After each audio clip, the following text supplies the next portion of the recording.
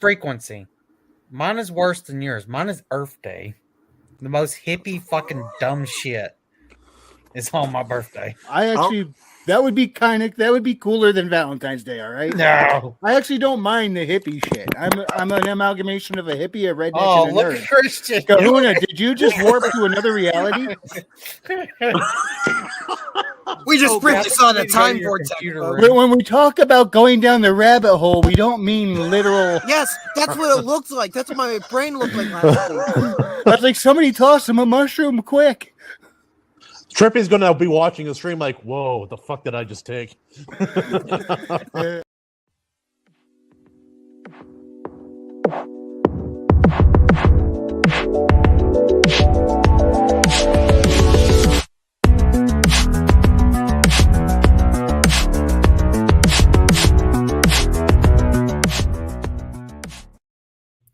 Greetings, salutations, and other big words. My name's Ethan. My handle is Wrangler. Welcome to Frequency Studios.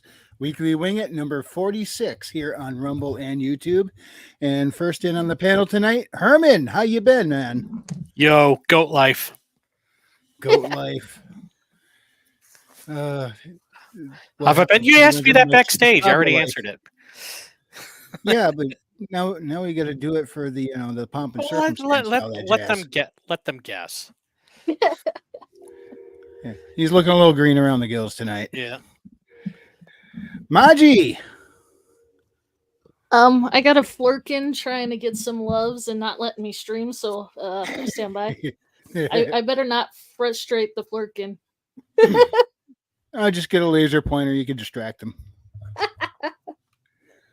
No, she wants cuddles. That won't even distract him. And first in the chat tonight was Herman again. Hey, Herman. First in everywhere. Hey, man. I'm just on he it. Says, yo. And joining us is Tom Highland. Tom, how you doing? He says, hey, Herman. I'm sending him a message right now. Cool. So there's Maji, you were mentioning right before the stream something you wanted to talk about. Yeah. So, hold on. I gotta sit up. Sorry, work. For those of you who don't know what a flirkin is, it's basically a Marvel cat alien that has a dimensional pocket in its stomach. So tentacles come out, it sucks things up, and call it good. So it's just like a cat, except it eats a lot more. Well, and right now they are the Marvel's only talk hosts because they are the only ones not on strike due to our wonderful actors strike. I thought they finished that. I haven't heard about if they finished it, but right now that's all they have going for advertisements for the Marvel's movie coming out this week, which is predicted. It's gonna suck. Oh, it's gonna. I don't even want to see it. Like I even watched Strange Worlds, that Disney animated fest. I don't want to see this one. But the reason why I brought that up was because I don't know if you guys remember, early July there was a independent film whose goal was to fill 20,000 seats for their movie called Sound of Freedom. Yep. It was supposed to be a one weekend event, and it actually evolved into the top 10. It's actually at number 9. It could be passed by Five Nights at Freddy's, but unless anything else major big happens, it's going to finish in the top 10 grossing movies of this year. Nice. Hear this out. So, this tiny little film with only a $15 million budget, which I thought was amazing. Hold on, I'm getting to the screenshot here. Finished out its box office review at $242.6 million globally. Nice. $15 million budget, which means it's probably, one of the few movies this year that's more than not only made its money back, but had a lot of chump change to spare. Versus the Marvel's movie, which is looking at a range between 300 and 400 million, and they are literally resorting to cats as their spokesperson.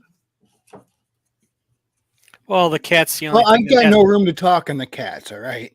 Well, Plus no, they- I like cats too. Like, you just heard mine purring in the mic because she wanted attention. Well, But like I said, the cats are the cat's the only thing that hasn't pissed off all the fans by now. yep, Yeah, pretty true. much. But Sound of Freedom has done so well that November 14th, it's actually coming out to buy. Physical copies is coming out to buy. You can pre-order them on Best Buy as well as Angel Studios website themselves. The 1-star is kind of funny because I read it and it's like, I ordered it hasn't come out yet. Well, it doesn't release till the 14th. Yeah, I was But- wondering about that. But it's also going to be available for purchase on Amazon Prime, just the digital, not the. But I just thought, it'd be kind of cool to show how much this movie has grown, especially since it was literally supposed to be a 1-weekend event. And then a lot of the mainstream media coverage decided to attack it by saying, "Oh, it's based on conspiracy theories." Exactly. Yeah, Like But they really had a hate boner for this movie. It was unreal. yeah, it So- does seem that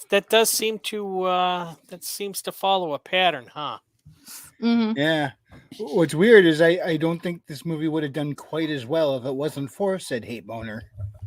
Well, in the U.S. alone, according to the box office numbers, because I have them screenshotted in front of me, it did 184.2 million. That's nothing to But- sneeze at. I mean, especially with their budget. Their budget for filming was what again? 15 mil. And 15 most of mil? it was crowdfunded. And then another 5 to buy the rights back after the whole transfers of companies and all that, right? Because it was crowdfunded, the crowdfunding not only paid for the production, but also to buy the movie. So basically, this movie is all profit.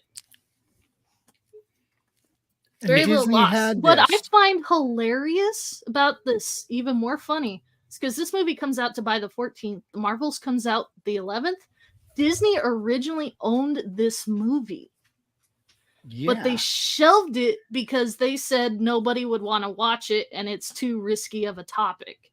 Yet it's like right now it's currently the 9th most grossing movie of the year. Five Nights at Freddy's might be able to pass it, but the rest of the movies this year don't have that expectation. So it could easily be the top 10 movies of the year. Even if it gets passed, it could still remain in the top 10. It has potential. It won't, obviously, we won't know until. Oh, wonderful- this was a big thing in a small package, no doubt. I mean, and the way it just created so much enthusiasm. A lot of people were like going and seeing it multiple times and saying it's really good. The only other film I could think of in recent time that had this kind of reaction was Top Gun Maverick. And And why was this- this movie too risky for Disney to release? Let's answer that. Why is it too risky What for them to was release? one of those islands that the cruises regularly stopped at? Was it Little St. James? I think something like that. Why? Thank you. Why? Yes, I believe it is. I don't know. I didn't look into the cruise areas. But Didn't the guy who didn't kill himself used to own that? Why? I think so. Could be wrong. Weird. Weird. Go figure. Yeah. What a coinky dink.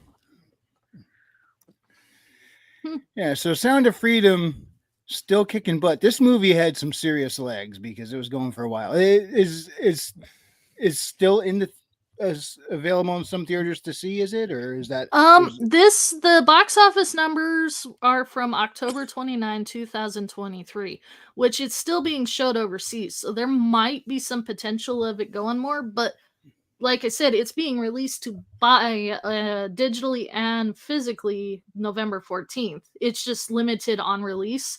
I haven't been able to see if Walmart has it available for pre-order, but I can tell that a couple of Christian movie bookstores have it, as well as you can order it directly from Angel Studios. That's where we are right now.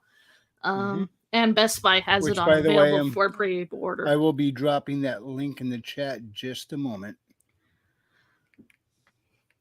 Look out, guys! He's dropping a link. Yep, But step to the side. You don't want this one landing on your foot. I just find it funny that if the DVD and Blu-ray release sales with absolutely no advertising that it's coming out is going to be higher than friggin' Marvel's opening day. Yeah, that is really cool to see them do, and it's still really sad to see what Marvel, tangentially Disney and Star Wars and all that stuff has become. Remember when we were able to just like all of them? Yeah. Well, okay, so right now and they didn't have to take shots at each other unless it was nerds arguing over which would win, a Vulcan or a Jedi, something like that, Mm-hmm. Marvel's least grossing movie was The Incredible Hulk, and it was like 55 to 57, or it opened to 55 to 57 million. This is projected to be worse. And keep in mind, The Incredible Hulk was before the MCU even was a thing in the movie. Yeah, it didn't get a lot of traction. I actually liked that one. I know a lot of people didn't care for it or just skipped it, and you can skip it and still keep up with what's going on because everybody knows the Hulk's backstory for the most part. Mm-hmm. But it's you cannot see a more comparison. Like I said, you got Marvel's literally showing a cat cafe as their interview process, which, I mean, cat cafes are right for cat people, but this is Marvel's. This used to have reach out to all sorts of audience, and now it's literally down to a narrow window. Well, I mean, if you had a choice between the cat and Brie Larson, what would you pick? Exactly. I pick the cat. Then kill Brie Larson. The cat's less annoying. Yes. Only in Minecraft. Wait. Yeah, sure. Again, I feel kind of bad for Iman Vellani. I watched her show. Yes, the show sucked, but she is a character I really like, the personality she brought. And I'm like, if they would give her good writers, they could actually make her character relevant with this actress. She is genuine. She was having fun. You could tell. And from what I heard, she was trying to stay true to the comics. Whenever they were going too far left or right, she's like, wait, that's not how that happened in the comics. She was actually trying to the best she could. Yeah, she also called them out on the plot hole in the show. When they did some causal time loop, I'm like, hold on, by MCU time travel rules, that cannot happen except with use of the time stone. Other than that, you just create branch realities. So and they put her in a causal loop. So the teenager could figure out the writing problems that the quote experienced screenwriters couldn't freaking figure out. She pointed it out to them. She said, "Doesn't this break our own time travel rules?" And you know what the showrunner said? We'll figure it out later. You know what's funny is what she pointed out is part of the Loki main basis now. Yeah, right. Is that what ChatGPT said? Do not insult ChatGPT, sir. ChatGPT has more soul than these fucking parasites. Let's be straight. Come on, be real with me. Yeah, ChatGPT will that'll perform for you. You ask it, it'll sing you the algorithm and blues. I have to go back about like 2 minutes. Okay. Is Marvel is Marvel becoming involved with Neconomics? What? Well, you said that they are doing cat coffee shop sessions for like promoting this. Okay, so yeah, they are. They literally are because they can't interview any of the stars. That they're interviewing the quote unquote Flurkins, which anybody who's familiar with Marvel knows the Flurkin is basically a freaking cat. I mean, everybody was expecting how what's his bucket? Goose? No. Samuel L. Jackson's character, Nick Fury. Everybody was theorizing how badass he lost his eye. No, he lost it to a freaking Flurkin. That pissed me off. Yeah. I mean, the way they could have made that work, because they wanted the mother Flurkin joke in there, is they could have done that, but not had that be what caused it, and then a little bit later, like 5 minutes later, get into a fight and make some bold sacrificial move where it cost him his eye. Well, they know nobody knows the characters, that if you look up the newest promotional poster for the Marvels, it's a cat poster. No, I'm serious. Maji, Again, I got no room to talk on the cats, though. I have a whole sci-fi/fantasy series based around cats. Yeah, so- but you at least have an Egyptian goddess who is based, the cat goddess. She is Yeah. the You have ultimate crazy cat purpose. lady. Yeah. You Maji literally said. have the ultimate cat lady, okay? Maji. Let's pause for a minute. Let me breathe in this stupidity for a minute. Okay. Does this finally mean that Marvel is gonna bite the bullet? Will it take Johnny Come Lately's advice and finally end the misery we are all experiencing together? I honestly think this will kill Marvel. But will it kill itself? Will it be sweeter? Oh, Marvel's will it dead. give us that mercy? Yeah, but the potential resurrection, again, rumors, and I'm not going to hold my Guilty. breath. But on one hand, while they were all on strike, Kevin Feige decided to watch. Yeah, I'm sure you guys heard about this. Watch what they had so far. It was half the season of Daredevil: Born Again was done. They put together what they had, sat down to watch it. Mid-season. Yeah, and he after watching that, got up, went and picked up the phone and fired everybody, the writers and showrunners. Obviously not the cast, but the crew he fired, and he's like, we're redoing this. They were halfway through the season's film when they did that. Well, that's and because now they just did it again with what was it? Another show they were starting, and they were already starting stuff. Not the show, the movie Blade. Blade. Everybody just got canned off of Blade. Because did you hear what they were doing with Blade? Oh, I heard. put a chick in it, make it like Pretty much. Mahershala Ali, who was cast to play the titular character Blade, was ready to walk out because the script made Blade the fourth leading character. The three leading characters before him were chicks who teach you life lessons throughout the movie. Yeah. Feige went over the script and then fired people off of that one. Yeah, we it's wonder gotten to the why point where Sound of Feige's Freedom firing did people so over it. well. So maybe in a couple of years they'll turn this around. No, we still have Echo Let me to breathe it in again. and Ironheart. Oh Jesus! What's up, Stormcrow? Let me breathe it in again. Hey, James. Are you huffing? I'm on. Oh man, Blade. Fucking Blade. They fucked it up that bad. Is what you mean to tell me? Yes. But thankfully, Which isn't hard to do because all you gotta do, Blade, seriously, here. Oh, hey, he's a daywalker vampire. I want his powers. Take his powers. Or it's real revenge. simple. Throw in a ton of John Wick level action.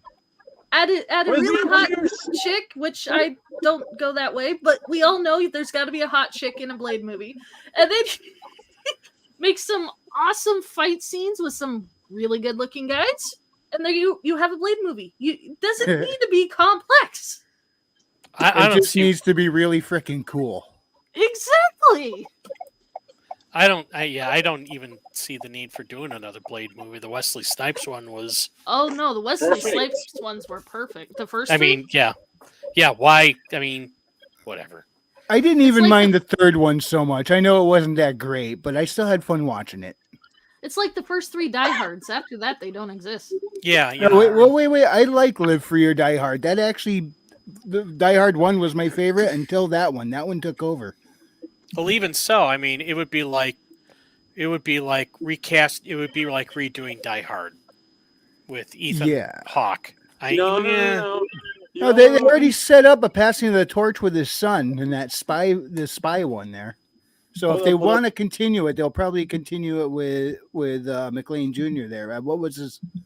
I can't remember the character's name.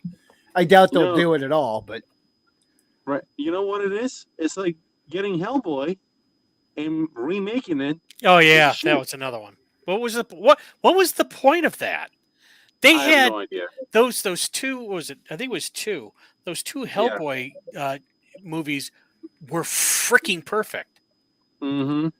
I mean, well, it's and I don't. And Ron I don't Perlman yeah, embodied that role very well. yeah. And the guy I cannot read the comics without imagining that man's voice. I'm sorry, but not sorry. And the guy Same that they here. used to replace him, I cannot. Watching him on that was like listening to somebody scrape their fingers on a freaking blackboard. He sucked at it. Ron Perlman did it perfect. well, it's James like Craig says he can't stick around long, just recovering from the gym before diving on the NaNoWriMo. Is that the National Book Writing Month of November? Is that shorthand for that? Yes. NaNoWriMo. That still amazes me that folks are able to crank them out that quick.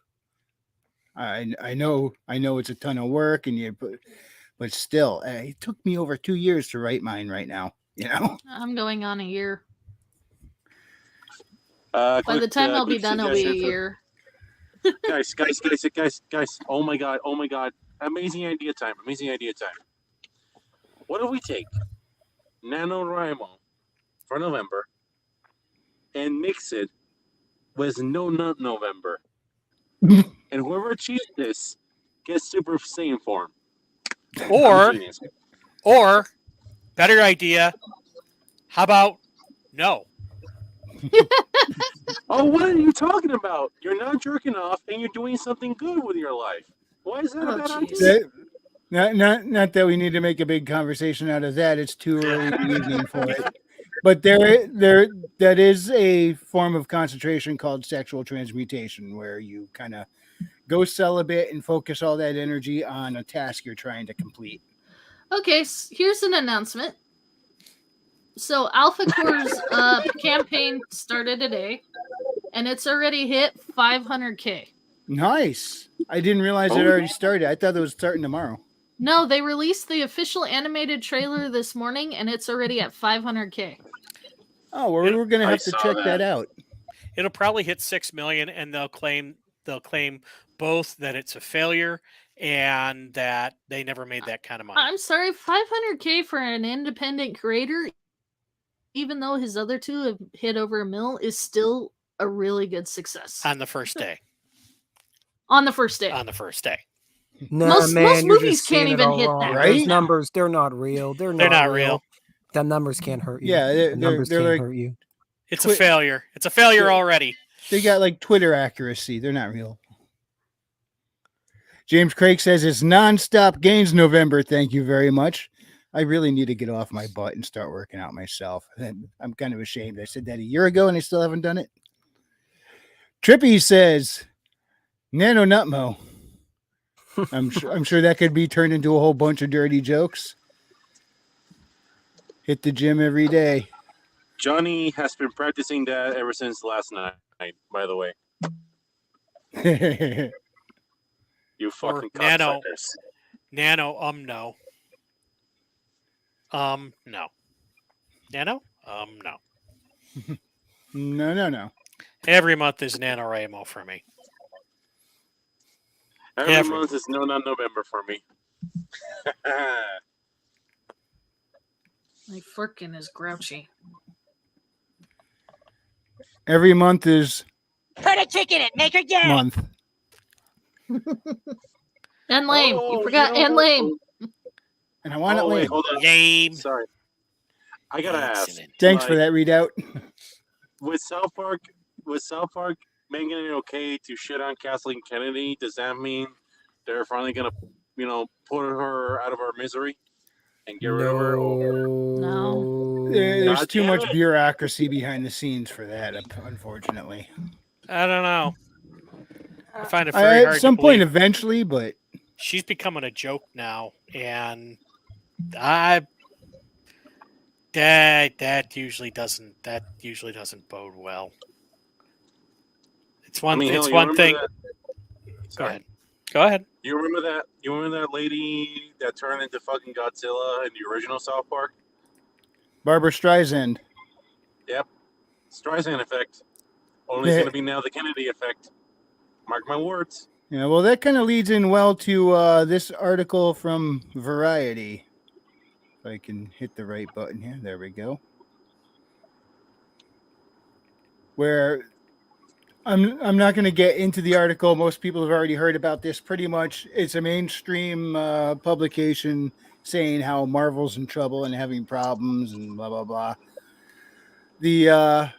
I'll put the link to it in the description for those who want to go see it if you are unfamiliar. But that's the gist of it: is hey, Marvel's in trouble, and it's like now that they've put this up there, it's like all of a sudden a whole bunch of commentators that are usually all gung ho about anything Marvel are suddenly going, yeah, it is a problem. It's like and a lot of them seem like they've wanted to say it for a long time, but as soon as Variety said it, it was permission to do so or something. It's like, why is it that Variety can post it and all of a sudden everyone goes, oh, it's okay to do, when other YouTubers and commentators have been saying exactly the same thing going on about 5 years now? How is it that they got to set the standard for what's allowed to be discussed and what's not? What do you guys think is going on there? Because they are the truth, sir. They know the truth. They know the truth better than everyone. They have the power to tell you the truth, sir. And by the grace of the daddy government and the mainstream, we have now spread the truth, sir. That's why we can speak like this now about this worthless, ignorant cow we named Kathleen Kennedy. Now bow your head, sir, before the mighty mainstream and spread the truth. That was impassioned. I like their their up and down financial graph here. They have all the characters that did well on the upside, and then you come over to the downside and the shows that didn't quite make it too well. Although Loki ain't quite as bad as they're saying. It's not that great either. It could have been so much better, but well, it went from its number one grossing show on Disney Plus for Marvel down to no one gives a damn. yeah, I think that's what it is it went from one of the highest success on Disney Plus to now you could run a truck through it.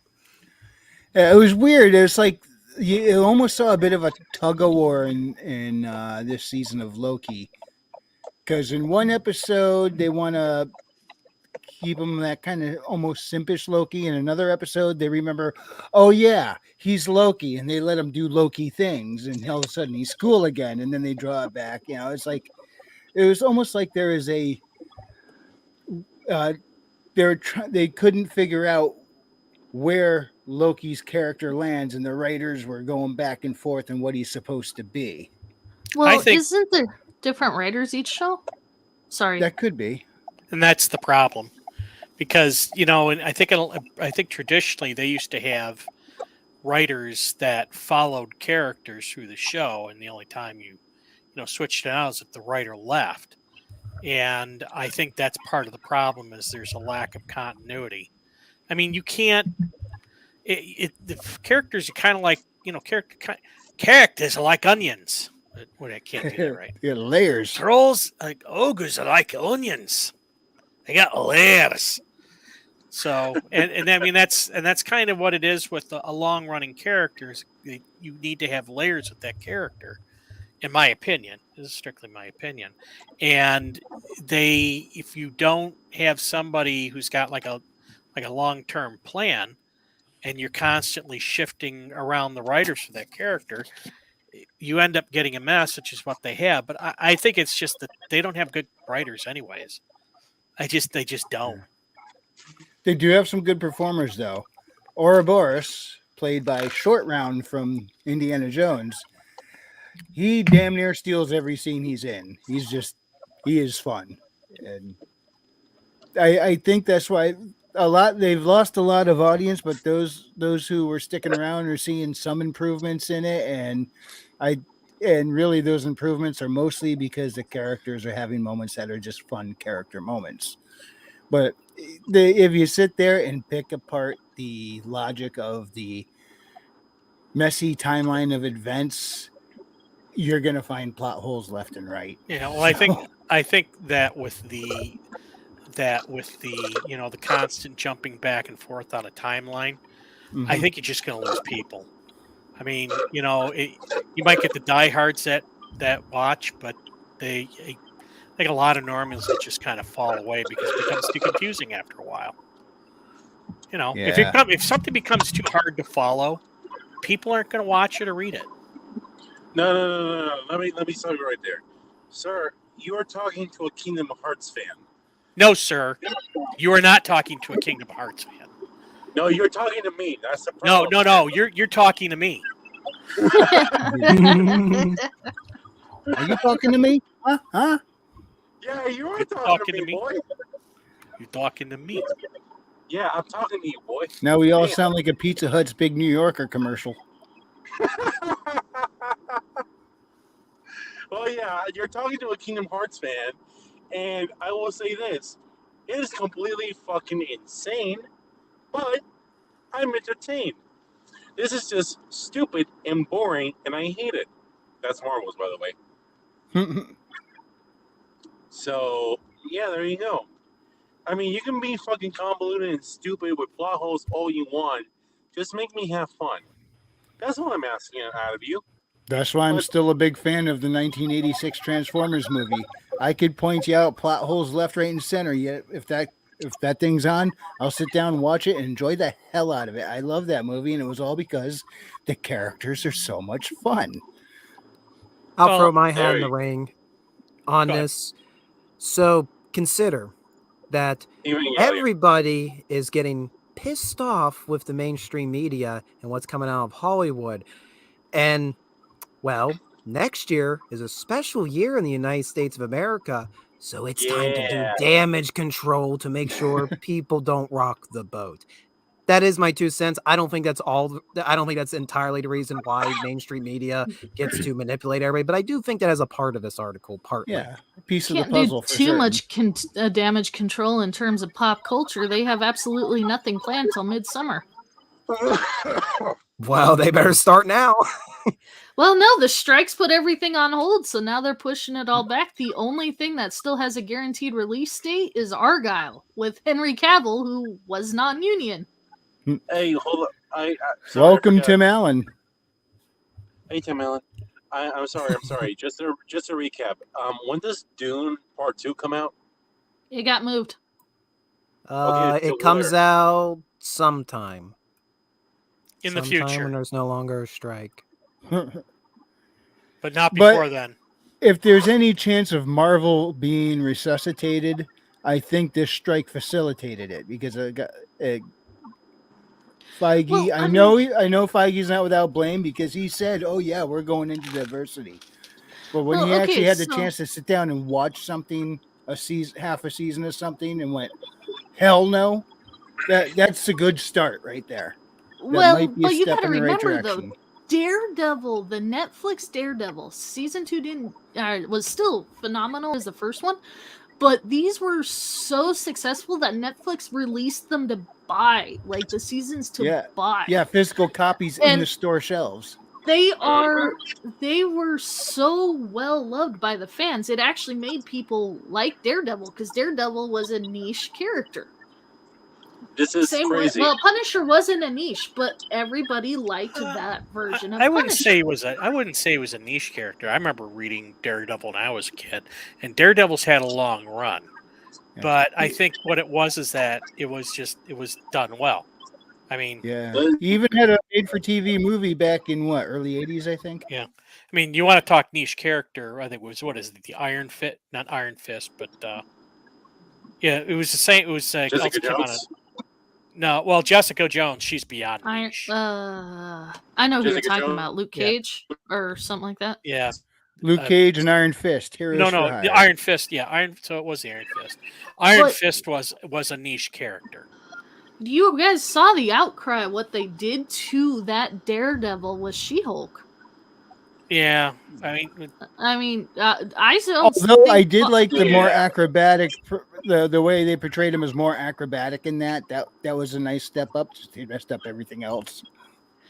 But I mean, think about it though. I mean, you have the iconic, total 100% successful show done by a company that's not even them, and he's sitting down watching the crap, and he's like, he had no choice. He had to redo everything.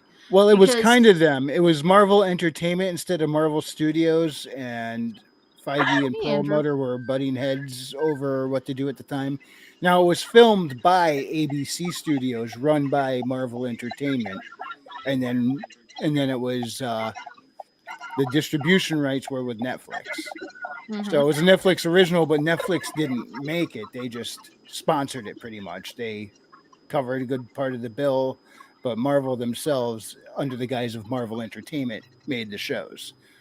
However, there was some headbutting between, I think, Perlmutter and Feige, and so they didn't want to consider that actual complete continuity. So I think the Netflix shows are considered very close branch parallels to MCU history. So they could use the same actor, and pretty much they have the same history, but not exactly, so it doesn't conflict with their already messed up canon. That's freaking stupid. All right. I'm gonna jump my 2 cents on this real quick. Season 3 of Daredevil for me was kind of a disappointment, simply for the fact that if you guys read Born Again, the comic book, it is quite possibly one of the most beautiful 10 out of 10 perfect comic books for me. All right, and they did not scratch even a surface of that in season 3. They gave me a good bullseye, mind you, but they didn't give me Elektra getting killed by him, and they didn't give me what was it?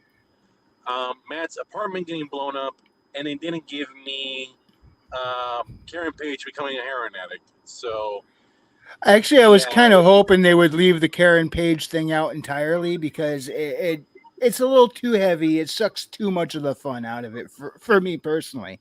I know there's some people that are like, oh, the more intense, the better, but I have my limits. Foggy sold the show for me. Oh yeah, Foggy was awesome. What was really cool though was you had that scene in Spider-Man No Way Home where Matt Murdock, played by Charlie lawyer. Cox, sat down and was talking to Happy Hogan, played by Jon Favreau, who originally played Foggy in another movie. So you had the two Foggies sitting there across the table. That was just a nice little foreshadowing of things to come in the rest of that movie. Not only that, but because it was a Marvel movie, it canonized that Matt Murdock. Yeah. Andrew Campbell, good to see you, man. How's it going? Tim Allen says, I always enjoyed Daredevil comics, and the Netflix series was fantastic. Yeah, and they did it. I still think that was the best Punisher too. Although Daredevil does get all the hand-me-down Spider-Man characters. Kingpin is originally a Spider-Man villain.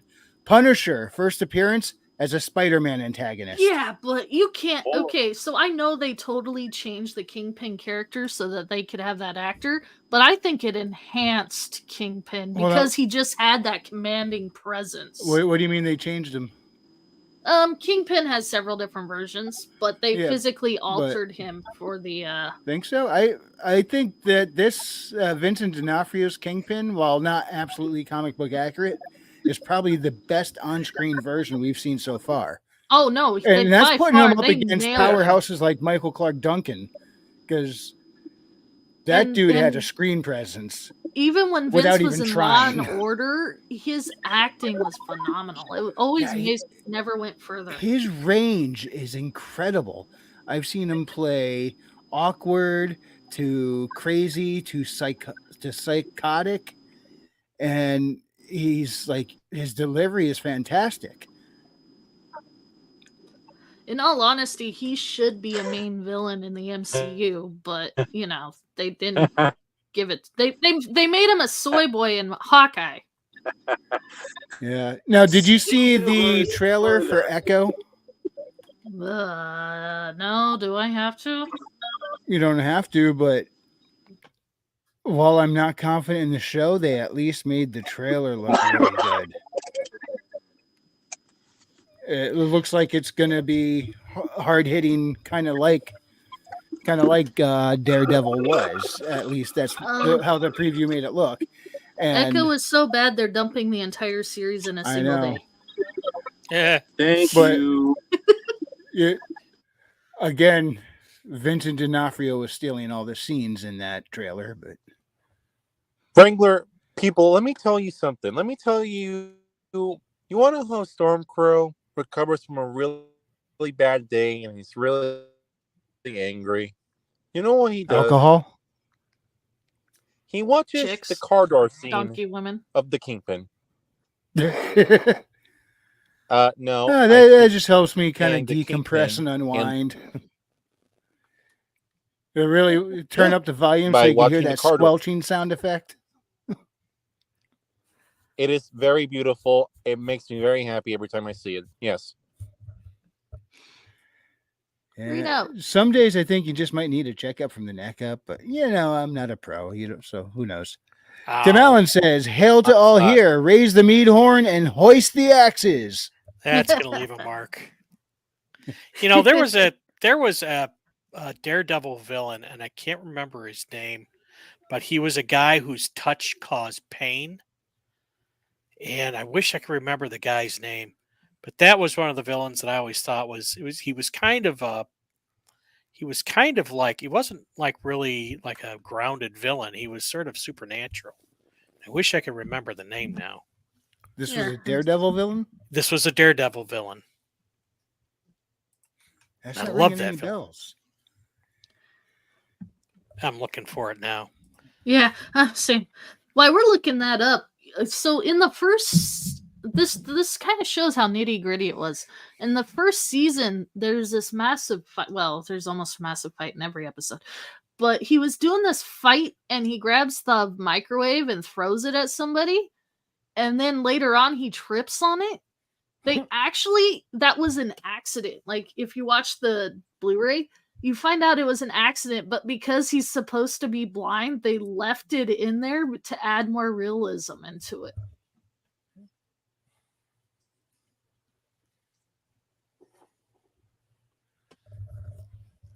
And then the awkward silence commenced. Oh, I'm really good at the awkward silence.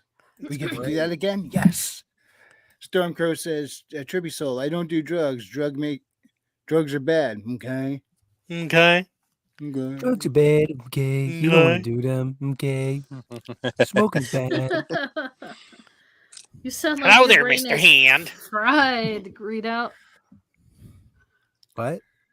You sound like your brain is gone. Oh, it's been gone for a while. It's a plant. Through the last few weeks of college.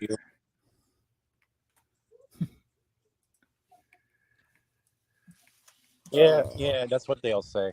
It's a plant. It's a plant. Just a quick question to read out here because we haven't talked in a while, and I'm sorry, I'm busy with life. How are you doing? I'm coming in here, guns blazing, and I didn't even take the time to say hi to you. Or you, Herman. I'm sorry. And Mudgy, I just show up. I'm sorry It's for fine. not saying hi properly. You're fine. I have this a tendency to appear when people least expect it. Rita, like you bastards. saw the Echo trailer, right? Saw the what? The Echo trailer? Yes, we saw it. Because I think you were last night. watching the stream, the Captain Swords and Garrett Starship stream yes. yesterday. Yeah, screw it. Let's play it. I said the trailer is great, but this is Disney, and I don't trust them. Exactly. I Well, didn't even need to say mind- anything. I saw you post that. I'm like, well, he just. All Well, I'm going to keep say in is a mind, repeat though, of him. Echo has been pushed back and remade how many times? Yeah. That's not a good thing. That's a very bad thing. Why are we trusting this? We're not trusting it. We didn't say we were. Yeah. But here it is. It shows all of just its- how much it admit, relies on it's a Vincent, good- I think. It is a good trailer. I Doesn't bet mean you the all the show's good good. parts in the movie or show is right here. Maya.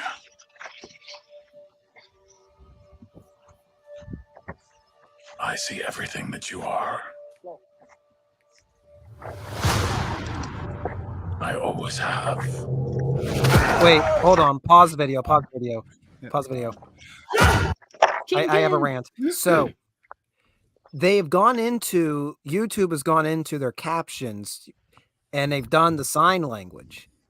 And the guy with the hot dog is sign languaging. He does not know what she's saying.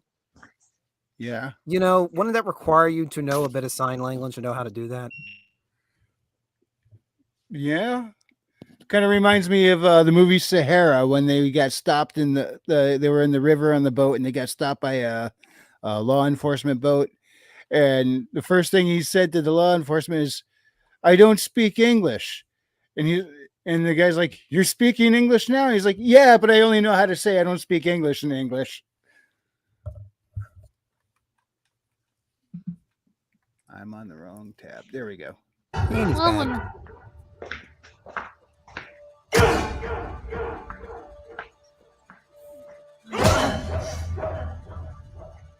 Why can't we just have a Kingpin show? I know. I'd rather have a Kingpin show. That's what Daredevil season 1 was to me. I know. Kingpin was awesome.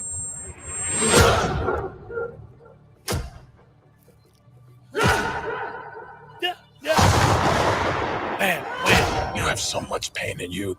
You. So much rage. That you can't contain it.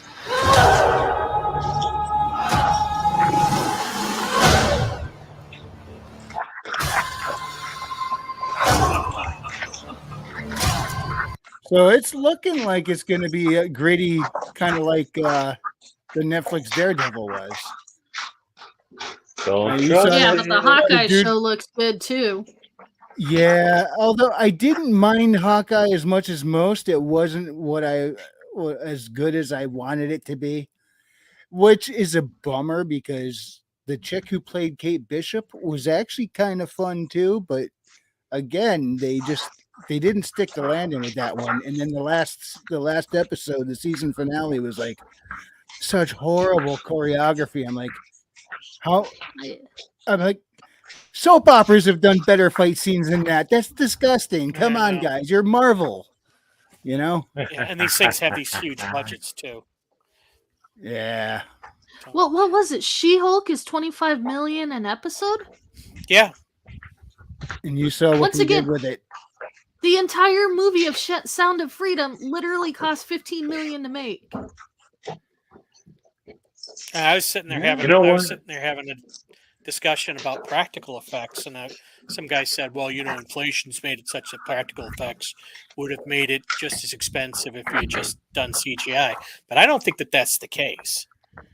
I think what it is I think these studios are spending money, and these are spending money on CGI, and they're kind of getting ripped off, is what I think, because the CGI back in, like, let's say Lord of the Rings and all that was so much better, and the technology wasn't as great as it is now. Now, weren't they doing more of a meld then, though? They had practical effects with CGI to smooth it out. Yeah. Back then, the CGI supported the movie. It wasn't the movie. Exactly. And now it's like everything's on a green screen, and the vast majority of it sucks. Guys, sorry. Maybe this is me being stupid.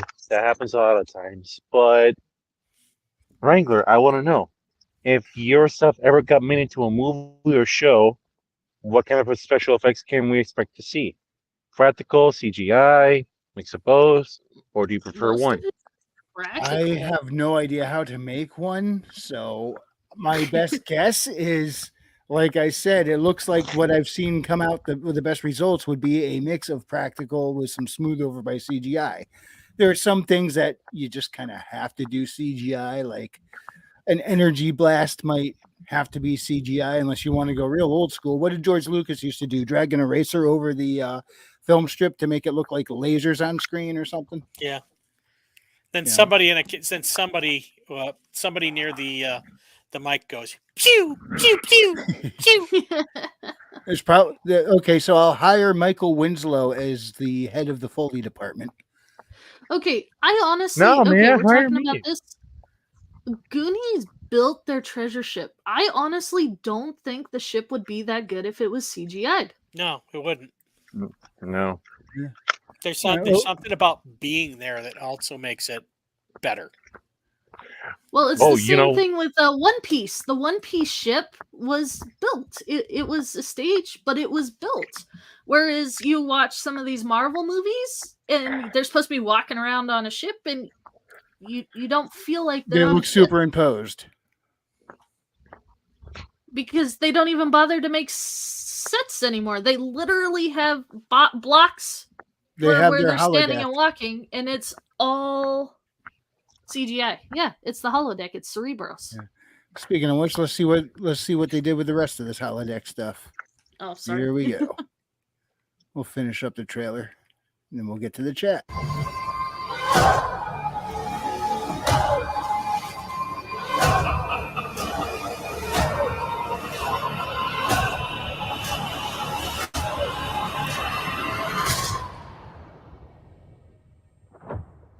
You and I are the same.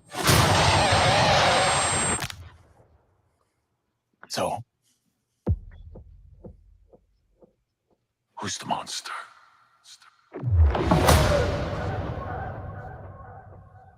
I still think Punisher would have been better. You know what? I'm glad they're not working on a specific Punisher project at the moment. Oh no, they killed Punisher. Now they got rid of Punisher. What they did in the comics, that was just straight up character assassination. They hated him. Killed Punisher. Oh, gentlemen, everything. There's nothing left. Listen. This is where Trippy Soul can stop with the whole chill out thing. This is what you do after you read that comic book. You close it, you throw it away, go look for Garth Ennis, and you read the Slavers arc. And you imagine all of the Slavers being the writers and artists of that specific comic book. Suddenly, the book is way happier. And Trippy Soul appears. Problem solved. Actually, I take my comic book and I blend it into a shake. Maji, get the name right. Check the name again. Well, we can't see your name because we have too many screens up. It says Prissy Soul. There we are. Tipsy Soul. Oh, that's right. You weren't coming in until you had a couple of drinks. Oh, you drunk? I should have known better. Tim Allen says, my daughter wants me to watch Disney's Elemental, and I will not watch Disney anymore. I do not blame you. It's not the worst in the world, but it's not good either. I've actually seen Elemental. It's not terrible. No. I have I not can see watched Scarface being a Disney movie. Single animated Disney. Pixar. Yeah. Disney presents an all-new animated feature-length film, 50 Shades of Grey. Say hello to my little friend. Pew, pew, pew.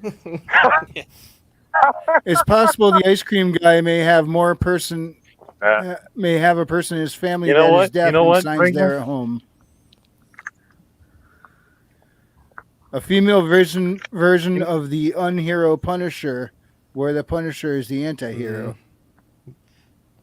Yeah, but that's Punisher is too manly for Disney. Let's get right down to it. There it it's, is. It's because it's female. Yep, that's pretty much it. Those are the leading characters from here on out. Will be nothing but female. And if they could feminize Loki, they probably would. Well, they already have. Well, they don't have to. In Norse mythology, the dude's turned himself into a chick more times than RuPaul. Technically, he's given birth in Norse mythology. Yep. He technically, he got raped by a horse. Chick horse. But that and gave birth to how many legs did that horse have? His kid? 9 or 8. I think 8. I think it's 6. 8. I don't know. I gotta catch up on Norse mythology. You see a glimpse of the horse in the first Thor movie. It's the one Odin appears on when he goes to the ice giants to lecture Thor. Okay, so maybe Loki was a bad example. How about The Witcher? Yes, that's a better example. That's essentially what they did with The Witcher. It's supposed to be about The Witcher, but, no, but you're that's right. not what it's really about. But the spirit of your point remains. The version of Loki that we got originally in Marvel, and then how they started playing with him a little more now, it's like obviously they're trying to feminize him a bit more from what he was. So yeah, Dude, they made the him a spirit of soy what boy. you're They saying made is him- completely accurate. Okay, so just think of it this way. In the first Avengers movie, he was total badass. He appeared out of the sky in the middle of an alien invasion. Hulk smacked him around, but he still was a god and had his dignity. Even when he was lying on the ground, you knew. And his hubris. Yeah, you knew he even wanted that drink. He was, and then you watch him now, and he literally is like this whiny beta. Yeah. I'm gonna play devil's advocate and say he got humbled. His ass is very humbled, and he's just like been questioning himself ever since. And now he's like this because he's traumatized. What's really ironic is the worst. Well, until recently, the worst of the Thor movies, The Dark World, is where Loki had his best performance as Loki. Yeah. Yeah. I'm just playing devil's advocate. Devil's advocate. I'm not drunk. You're drunk. Just for shits and giggles. Obviously, it's better to have Loki be comic book Loki and not really change that much into what we see in the Loki now. Should have kept him like Avengers Loki for sure. I mean, the whole fucking series should have been more like on point from when it began, but off the rails. This is why I bowed out after Endgame, because I knew it's going to go off the rails. Continuity's out. It's just for money, commercialization. Same with Star Wars. Bowed out. I'm done with it. That's why I'm on the IronAge and reading books now. Like the hedge up here. Yes. He's got Buy my book. Buy his book. Buy his books. There's 2 of them. Soon to be a third. It's going to be 3 now. I gotta ask you. You guys. Why do you have to play devil's advocate? Why do you gotta do that? It's because the devil. We can't. This be is an a echo conversational chamber. show. We can't be an echo has chamber. to. Someone has to disagree with a group, or Yeah. else we're just going to be saying the same stuff and agreeing with each Yeah. other, and that's not cool. Yeah. And Yeah. plus he's Ultimate Kahuna has joined us. Tipsy. Oh, Or hey, maybe Dyson. You Not fucking so traitor. sober, Kahuna. He's a traitor. I don't. That was a fun game. Yeah, Maji, if you For haven't those of seen you the who Dark don't know, Augment game Eric that July we did, is hosting a live conversation right now talking about Alpha Core. Oh, cool. I just got the notice. Hey, can I just quickly say that I love the fact that the characters in that animated short look way hotter and more attractive than the fucking one in Invincible. Just an FYI, I didn't What are see you Invincible. talking about? the fucking The Alpha Core Core animation. Yeah, those characters I'm look way so cooler confused. But who are you I didn't see comparing the to trailer. who? to the Invincible show. To the guy, The guy, yes, The the thing. guy. The It's guy. The guy. It's on The- Amazon. the guy. Stormcrow, I know what you're referencing. It's Stormcrow. the I got you. guy. Not that guy, the guy. So I never saw Invincible because I didn't like the animation. I didn't like the quality of it. It looks poor and cheap. Oh, and not the other guy, but that And guy, that other guy. the guy. Behold, the Speaking of abomination poor and cheap. that is Oh my present God. day comics. Is that supposed to be Gildan. Dick Grayson? Yes. I think it's supposed to be. I think it's Tim Drake. I think it's Tim I Drake. don't Now I even know. I No, don't the know. guy- It's for a certain. self-insertion is what The that guy, is. the Dude, guy, with, Archie comics look better than this. the guy with the dark hair looks a little bit like Kahuna, including the, the skinny jeans. I was gonna say Kahuna, man. I didn't know he could pull off skinny jeans. I knew he could pull off a hula skirt, but not Now I skinny first jeans. saw this. Excuse me? What? What? Read out made me say it. Ah, Okay. yes.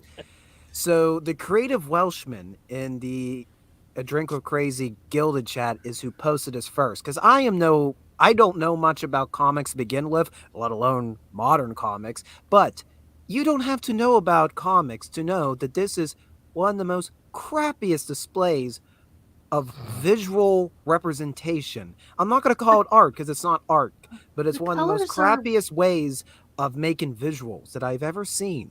Behold the uneven legs. Behold the unfinished eyes. Behold the Why is it ambiguous Muted body colors. type. I can't tell who's who. What is going on here? Why is the one character floating in midair like it's space? I thought they were dancing or something. Actually, both of them. One of them's on his tiptoes, and the other one's floating in air. Well, I think we're reading because this they're scene light wrong. in the It's loafers. That's why. Yeah. I think we're reading this scene wrong. It looks like they're doing river dance to me. Can I answer Guilty Gearhead's question? Absolutely. Okay, so the sequel to The Revenant and the Tomb, which is going to be called The Revenant and the Cult. There's going to be 2 books out. I decided that the book itself is over, the whole story is over 100,000 words. I'm going to break it up for lots of different reasons. So there'll be 2 books out. The first book will be out late May of 2024. And then the final book, or the second book, and there's only going to be 2 of them. The second book will be out a couple of months later. I haven't determined what a good date is yet. So they're coming. The story is done. It's a 2-parter, and okay, I'm done. Okay, real quick. Good I job. actually have to get going, sure. but I can't. I wasn't even going to hop on because I have to shower, take care of the kids, and eat food. But there's one point I wanted to make. Wrangler, I hopped on and I was just listening on YouTube, and I heard you say that Thor: The Dark World is the worst Thor movie, and I had to come on and say. I said until recently it was. Oh, okay, never mind. I'll give it a move. Yeah, I'm aware of Love and Thunder. Just hop out of the.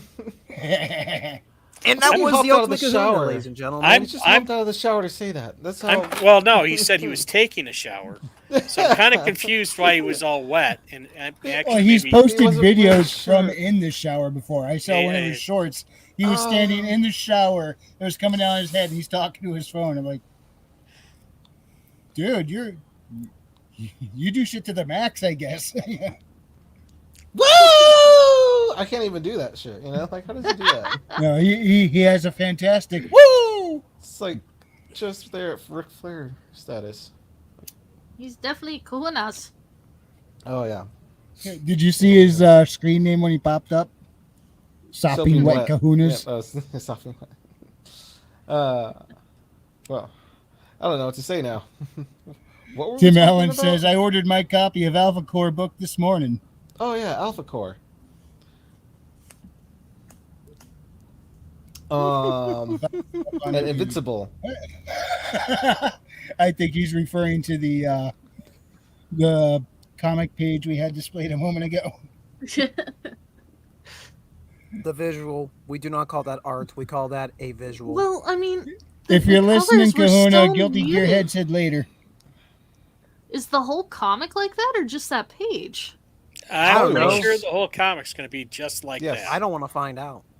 You ever read a comic and the art style changes a couple times through the whole freaking in one book? That's called Spider-Man watching the multiverse movies. Damn, I hate that. I'm done with multiverse. I'm done with I know. multiverse I want a and time simple travel. neighborhood problem that could be solved in a single, event movie. Classic, like just all classic comic book style, episodic. I've already locked myself into multiverse, but the thing is, I don't use it for any of that kind of stuff that's pissing everyone. Like, pull out a variant character and replace it. I'm not using it for that But purpose. you have the same characters going between planets. That's totally different than, I have 1,000 Spider-Mans right here. Yeah, they're not running into alternate versions of themselves. The Marshals might later on when they're looking for Gus's home reality, but that's going to be a very rare thing, and if I even do that at all. Maybe the movie approach to begin with was a whole bad idea. Maybe they should have focused on TV and just drawn this whole thing out for episodic thing, and maybe they would have had less money at the beginning. But here, like, how long have we been doing Marvel movies now? 15 plus years, right? They probably But I gotta figure out my physics on that though, making- because that's something I don't see done too often with multiverse. Is someone's trying to find out I know I'm from one of these realities. I don't know which one. I'm trying to find my way home.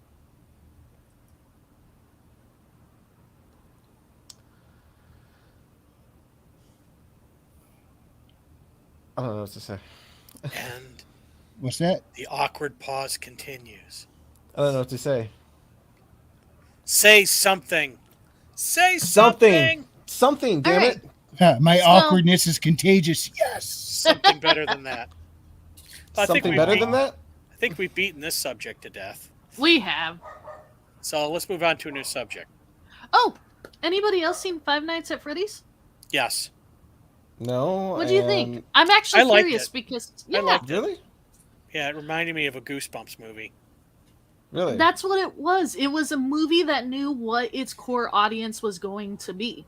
Yeah. So it had a little bit of psychedelic thriller to keep the adults interested, but it knew its audience was like the age range of 12 to 15. So they kept all the horror and stuff at that like Goosebumps level, but still added just enough to do the jump scares. Yep.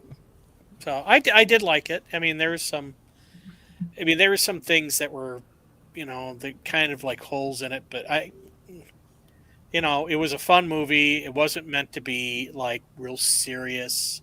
It was something there to just entertain, and I mean, it had some very good elements, I thought. And Yeah, what's tied funny it up all in a knot. is I used to watch Matt Pat's Game Theory all the time, and then it seemed like every other episode he did was Five Nights at Freddy's, Five Nights at Freddy's. I'm like, I'm just not interested. And so I got so sick of hearing more Five Nights at Freddy's. So I kind of tuned out of all that for a while. And then this movie comes out, and while I'm just scrolling through YouTube, I find, oh, Matt Pat was in the movie. Oh, cool. I was actually, as much as I was sick of him always doing Five Nights at Freddy's, if anybody deserved to land a role in the movie, it was him, because he beat Five Nights at Freddy's to death. And he knows all the lore. So they picked a good guy to actually, even though it was a small cameo, he knows the lore of the whole world he's in. Actually, his cameo was kind of funny as hell. But I heard he even said it's just a theory while he was on screen. But that is right there what all these other people are forgetting. Eric July's caught on. He knows what his core audience is. Oh, and he has a passion for the characters. Exactly. Five Nights at Freddy's, they knew what their core audience was, and the theater I went to was not only packed, but everybody was having fun. Maybe this is the turnaround. Like, well, there is a strike, so now we actually got like good writers going in there, actually making stuff. Right? This is one of the things that came out of it, or they trusted the IP to the right people. But knowing the audience, Disney clearly knows their audience too, or the people that are writing it, they're targeting their certain audience, reflect their ideology, obviously. Yeah. Andrew Campbell just pointed out my duh moment. He says, sounds like the TV show Sliders when I was talking about trying to find their way home back to the right reality. Yep. Oh, and I'm like, oh yeah, duh. It is just like Sliders. In fact, I referenced Sliders in the first book when someone was trying to explain how it works. Duh. Nothing new under the sun. Yep. Tim Allen says something. Yeah, something. Say something. Yeah, he was probably. Oh, that was during our awkward pause. If anyone's up for another awkward pause, let me know. I'm really good at them. Kahuna says, hey, I was getting in the shower before I called, but that's not why I was wet. LOL. I'll let you guys sort that one out. Did I not call it? I called it. Not asking. I called it. But anyway. Not asking. Five Nights at Freddy's actually has a plot. The video game doesn't have a plot, but the movie, they somewhat came up with a decent plot. Yeah, no. They brought in also a horror movie, a former horror movie star to add to it. Mm-hmm. The guy that played the dad from Scream. Yeah. I didn't realize that was him. That was him. Wow. I gotta go back and watch. Tim Allen says the writer's strike is over. The actor's strike is still going, I think. Yay. Oh yeah, didn't Well, one of the writers was one of the writers credited was the guy who created the game. So he had a little bit of say on how that went. And the way they left it, it could either settle as one solid movie or it could go on to another one. They left it that it could do either or and you'd be perfectly fine with. That's how I try and end all my books, just in case I go, I don't want to. Well, I ended my first book thinking that was the end, and, well, I was really freaking wrong on that one. 100,000 words later. Story writes itself. Read out. Conduit. Glad you could join us. What did I miss? Oh, my God. It's a choo-choo train went by. Read out. Yeah. I heard a choo-choo train, believe it or not. I went, choo-choo. You missed it. Oh, boy. I'll have to go see. Where'd they go? What the hell? We were talking about this. Herman has 3 words to I guess say. we're going to go check out the choo-choo train. I have 3 words to say. Buy my book. Yes. I actually buy my books. Plural. Yes. You lied to me. There was no choo-choo train. I said it went by. You missed it. I told you missed it. Why'd you go look? I don't believe you. Anyways, buy Herman's book. Yes. Buy his book. It doesn't go in the description below. It's a book. I love to old Hammer films with Christopher Lee and Peter Cushing. That was from Tim Allen. I gotta remember, not everybody's always looking at the screen, so I got to state the name of whose post I'm reading. Good YouTuber. Stormcrow says, I have to leave. I'm tired as hell, but I'll say this. I had my stuff adapted 2D animated adult TV show, violence, sex, and complex characters. Love you all, but fuck Foxy. But here's the thing. Okay, so we've been hammered upside the head, strong, powerful females, right? Yep. And then they also said, yeah, no, they can't really direct. We just put them there as diversity characters or diversity hires. Five Nights at Freddy's director was a freaking woman, but it's not plastered everywhere. Nope. Yeah, it's called propaganda. It works like that. It's just things to think everywhere. about. Lies. The lies. You know, everybody. Hey, look, a beer. Everybody has kind of like their strengths and their weaknesses, and that's what should really determine whether somebody directs or is a character is a character as main character in a movie. Stop trying to shoehorn people into various roles, you know, based on some sort of arbitrary agenda. 3x5 card, man. That 3x5 card. Checklist. You have checklists. Just gotta. Yeah, I was watching. I was listening to an analysis of what's that big book that new book that's come out recently. God, and I just heard it. The Great Big Book of Everything by Stanley? No, it's got a gold cover on it, and it's some YA fantasy romance thing with dragons, dragon riders, and dragons. This is sounding very, very, very bland. Very, very, a very broad description of a young adult book ever. Hang on, let me go look it up. Sounds like a book, dude. It sounds like a book. It really sounds like a book. I was listening to oh God, what is it? It was listening to somebody do a review, a bunch of people doing a review on a book, and they were just tearing it to shreds. I'm sorry, this is just so vague. It's hilarious. What's it called? Hang on. I cracked him up. Fourth Wing. Oh, okay. Now we have a title. Yeah. By God, who is that? By Rebecca Yarros. From this year. Yeah, from this year. And they were doing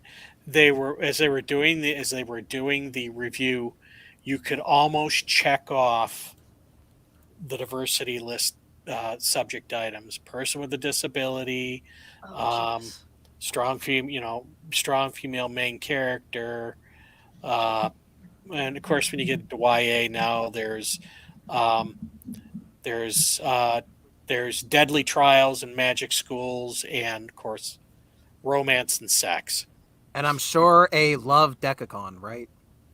Probably. I didn't get that far, but it's like, I mean, it's almost like it's almost like it's Smut? there's a no, it's not just I smut. think I think I checked off. I could check off all those boxes except the sex one on my book by accident. Yeah. So I mean, it's you basically you were more focused on creating the story than the check marks, and it just happened naturally. It just happened that way. A good story writer doesn't care about the check marks. The people that care about the check marks first can't write a good story. Yeah, the dynamic's going to change though, because the next book is Haley showing up with the marshals, so she's going to be the tag along instead of vice versa like it was before. So, but it's just and it's like they did a printing of 1 million books and they sold out of all of them. I'm sitting there going, this sounds like virtually every other new adult YA book, fantasy book out there. And as somebody described it, it was a YA romance with a thin veil of fantasy over it. And what? So I just why is romance books YA? Well, YA could be considered like early 20s as well, I think. Well, no, but that's when I was growing up, YA was 10 years to 15. Yeah. 15 and higher was considered its own thing. Well, I must have misunderstood it growing, because when I started reading adults that were young adult, I was like 21. I'm like, oh, okay, so that's like late teens, early 20s. That's young adult. Okay, so that's for like people who are just out of their teens. Well, what happened for people in their teens? What happened is that it moved, that genre sort of moved towards the romance direction, and then the people who consumed all that material got older, and their tastes, I guess, never really changed. So then they kept catering to that market, and apparently it's a huge freaking market.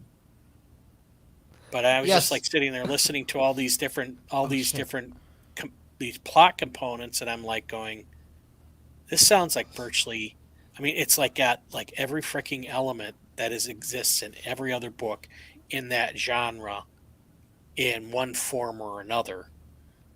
And I don't get it. I'm sorry, I don't get it. Yeah, they all used to be Goonies, and now they're all teen dramas. Yeah. Teen dramas with deadly challenges and schools or magical schools.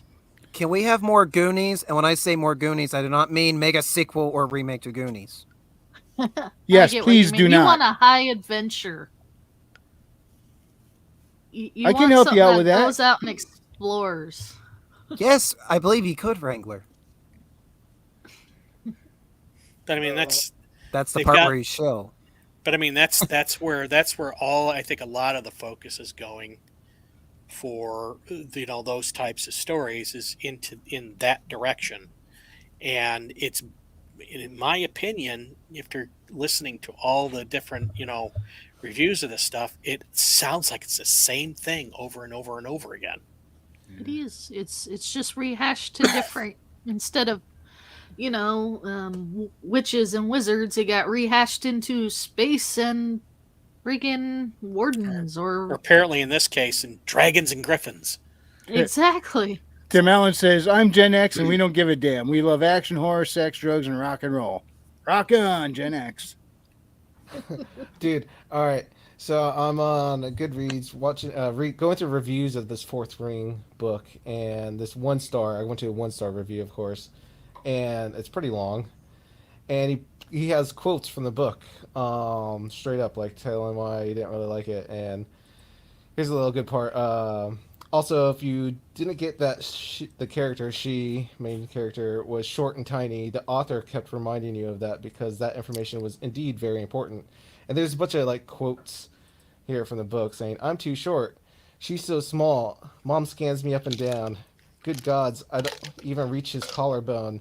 I'm shorter than most. You're pretty small for a writer, but looks like you made it. I'm at a disadvantage that I'm too small to climb its foreleg and mount.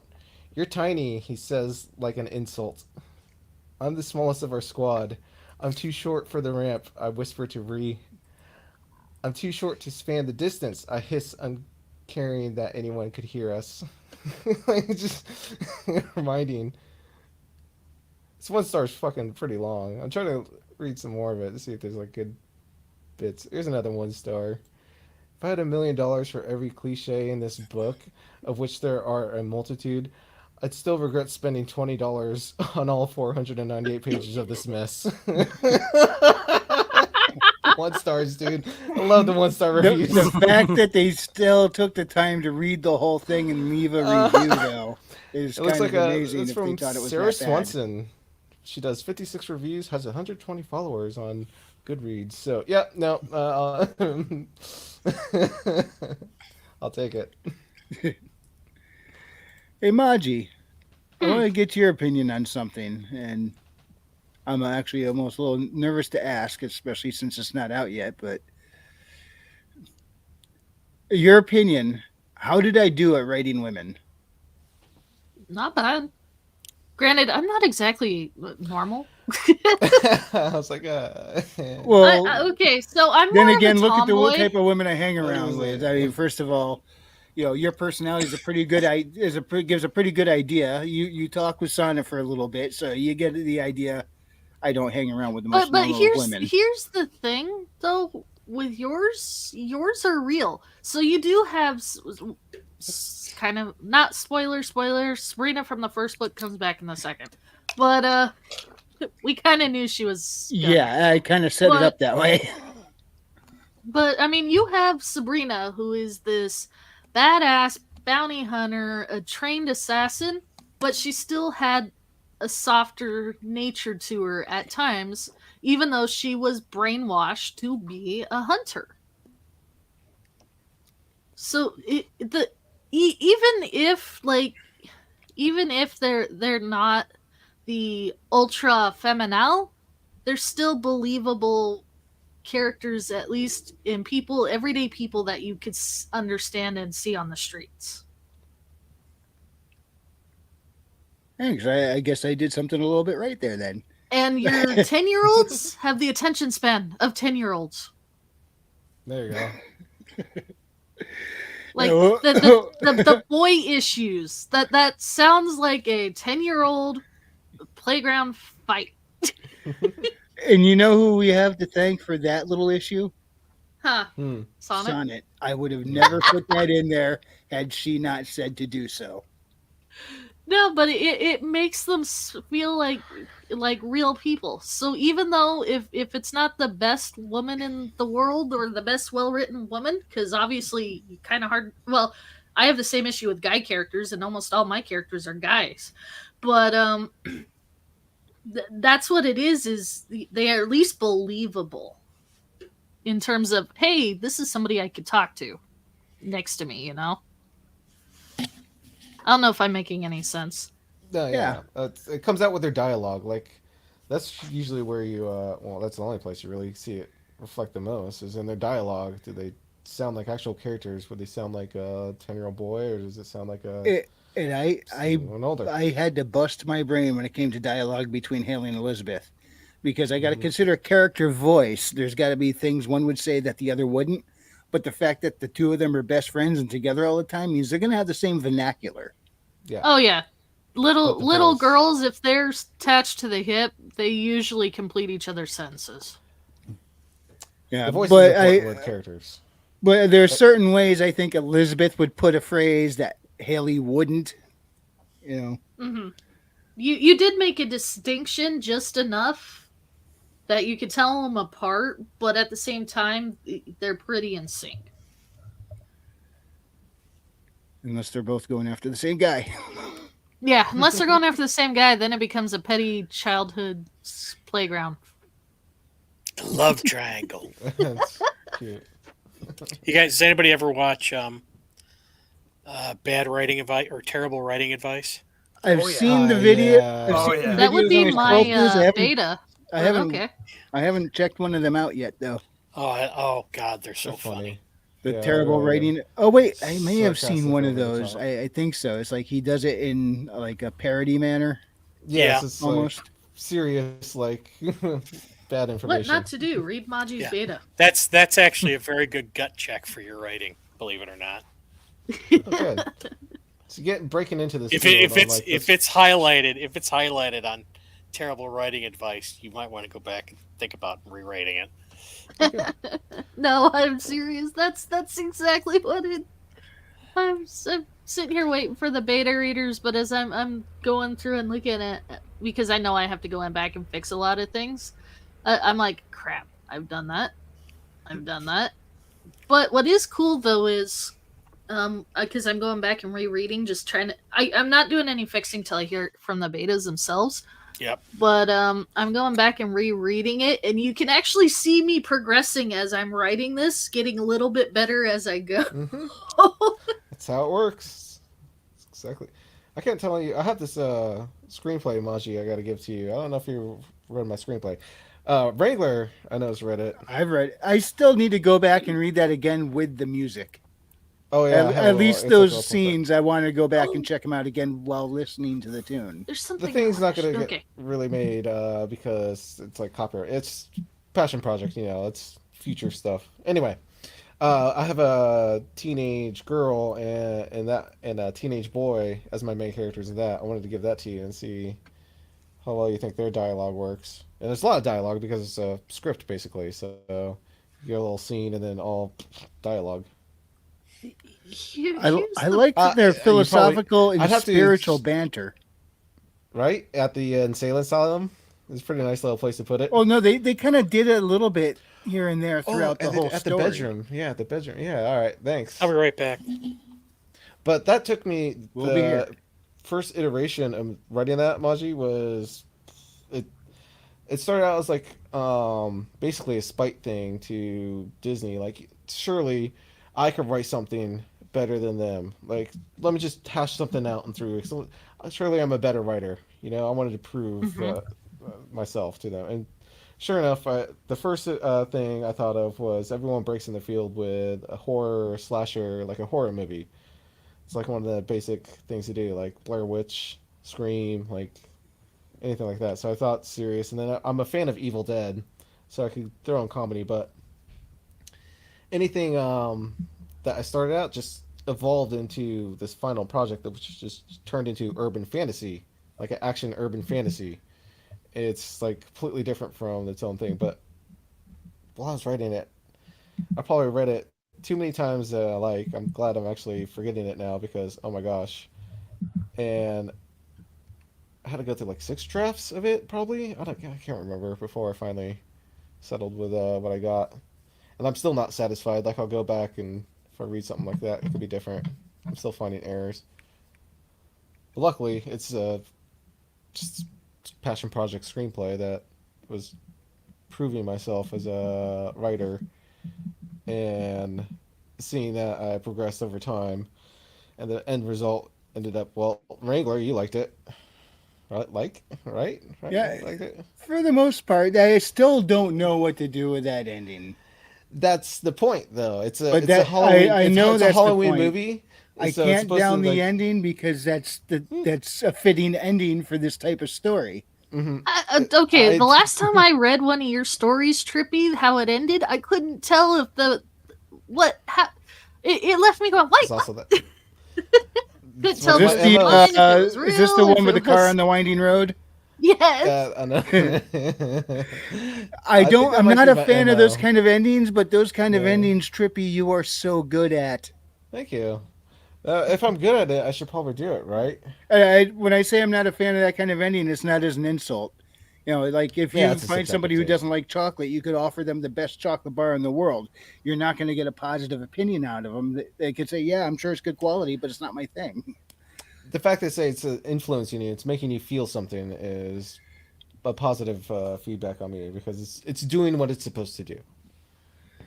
It, it's making my brain twist into pretzels. You know what it reminded It's me of? trippy, isn't it? Do you No. remember the back in Trippy might, just because him and I are roughly the same age. The Scary Stories to Tell in the Dark series. There were.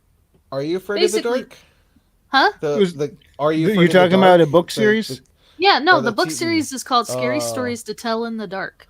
No, I know the TV series. Are You Afraid of the Dark? They probably got it from that though.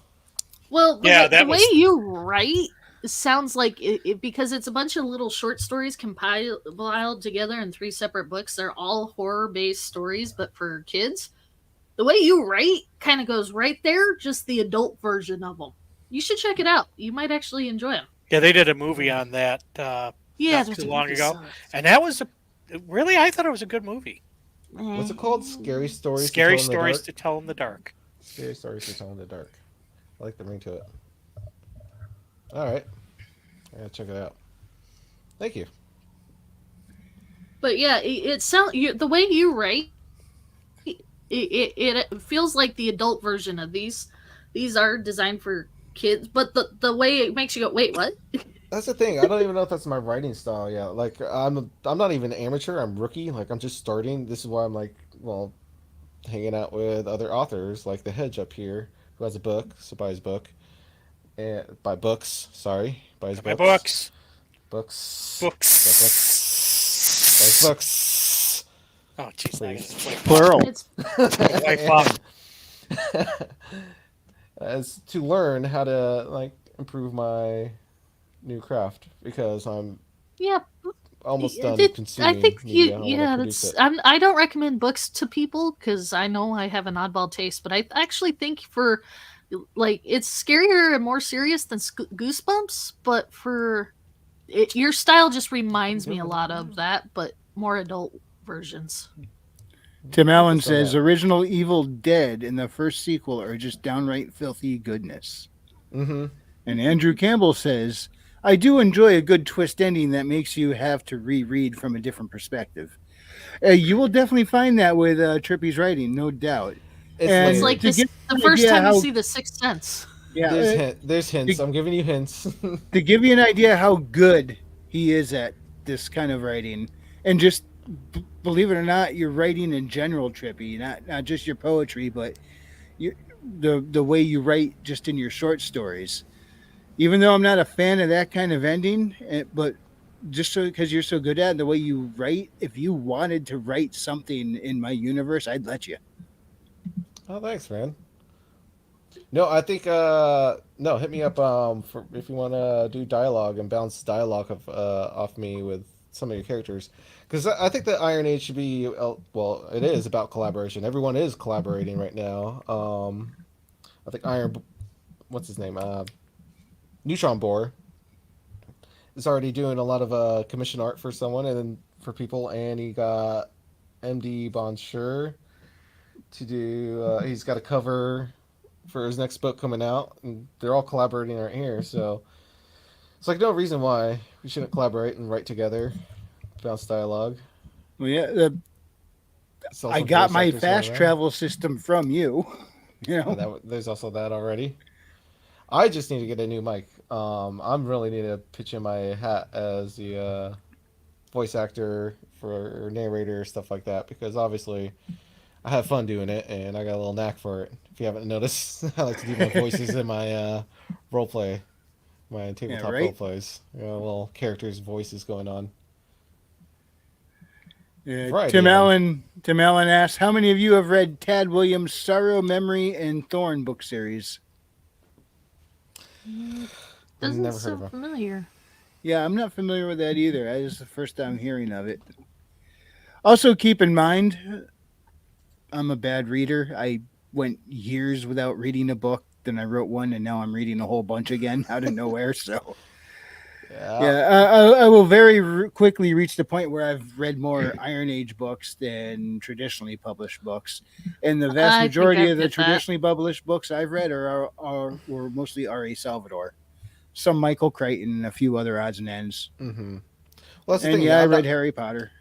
I'm not gonna go to New York bestseller books now after being betrayed by the corporate media that's shoveling out in Hollywood and everything. You know, everything's commercialized crap. So if I get New York bestseller, that's obviously a friend of a friend that wrote some crap book that was able to slap this thing on. And hey, no, I want to find actual writers. I want to find the soul of writing. Apparently, it's very easy to set up a New York bestseller. Iron Age. I never went by those lists anyway. When I did start reading in my 20s, I would walk into Borders and just browse the shelves in the fantasy and sci-fi sections until I found something interesting. Hey, there we are. Okay, yeah, I had it on mute. I couldn't figure out how to turn off mute on the actual headset. Actually, Herman, you know the how to set up a New York bestseller. Yeah, you got to sell. You have to sell. You have to sell like X number of books in a week. In a week. Well, what's the X? And who? I think it's like what X is. I think it's like about 7,000 in a week or something like that. Oh, but here's the other thing too.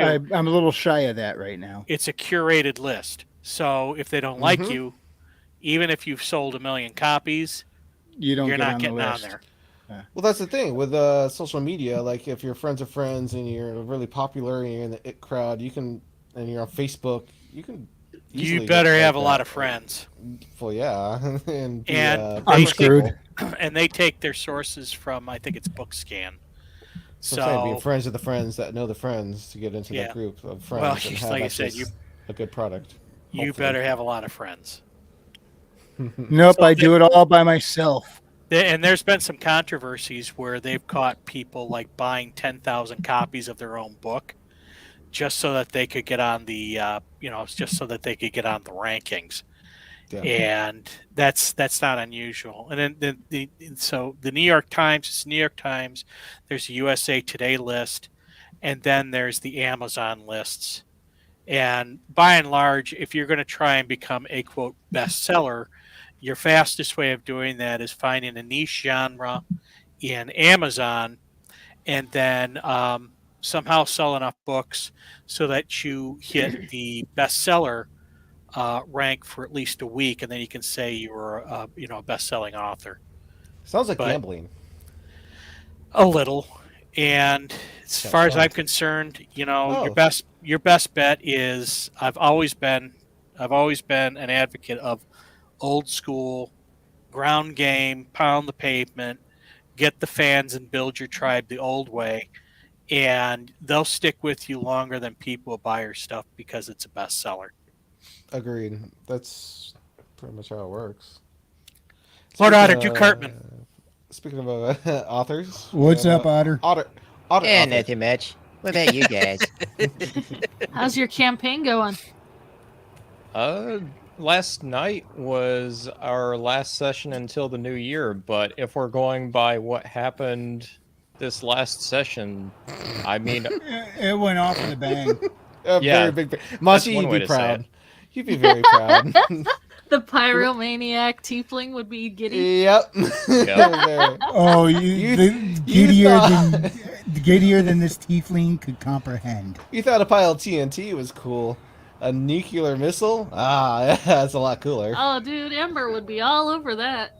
It was pretty satisfying. And Luther blew it up. It was pretty satisfying telling Nikolai, asking him to roll 100 D100. It was Did anybody screenshot that? I hope somebody screenshot that. That was freaking awesome. Or at least awesome. clipped it. It's recorded. You gotta just go up on Lord Otter's YouTube page and watch the episode and screenshot it again. Yeah, it's recorded on the live stream. It's written down in history. Hail Guilty Gearhead. I'm glad you guys are liking Guilty your campaign. Gearhead and RC Scott has joined us. Hail, RC Scott. Hey, RC. Scott. Scott. Tripsy's a little drunk tonight. I'm not drunk. You're drunk. Yeah, of course I am. Hold on, I'm gonna get another beer. I'm not drunk, Ossifer. I'm Drunk, not, I'm not. Officer, I'm drunk. Right. That wasn't the trash can. That was the door, Trippy. You know, someday I'm gonna come along onto the stream, having drunk my fair fill, and just say in my old Cartman voice, Oh my god, you guys, I'm like so wasted right now. All right, you got to say the famous line right now. Screw you guys, I'm going home. Okay. Stick a chick in it, make it gay and lame. No, that Dark Augment. I was thinking about it all today. The thing you did with that Hail, universe, Tim that Allen. world, is perfect. I don't know even how you did that. Like, it's so dialed in. The storyline is on point. Like, perfect, dude. 5 out of 5 stars. Well, 5 thank out of you. 5 otter high fives. Clams? I guess Clams. 5 out of 5 5 clams. out of 5 Yes. clams. 5 5 out of clams. 5 smashable clams. There you go. Smash them against the rocks. They can be taken out of context so bad. I expect it to. I love The smashed gamer clams. in me, I hear clam and go, oh, jeez. Here we go. No. He's an otter. Don't put your mind in the gutter. Well, you gotta remember, What I'm do a you mean? gamer. Great Clam minds run is in the totally same something gutter. different. It is my duty as an otter to smash clams. That's just the natural Giggity, order giggity, of things. giggity, goo. All Smash right. him hard. A good old smashing. That game was so. Hell We were dying laughing. Maji, you didn't watch last night's yet? No, not yet. Oh Dude, my gosh. I am We're- buried in work right now.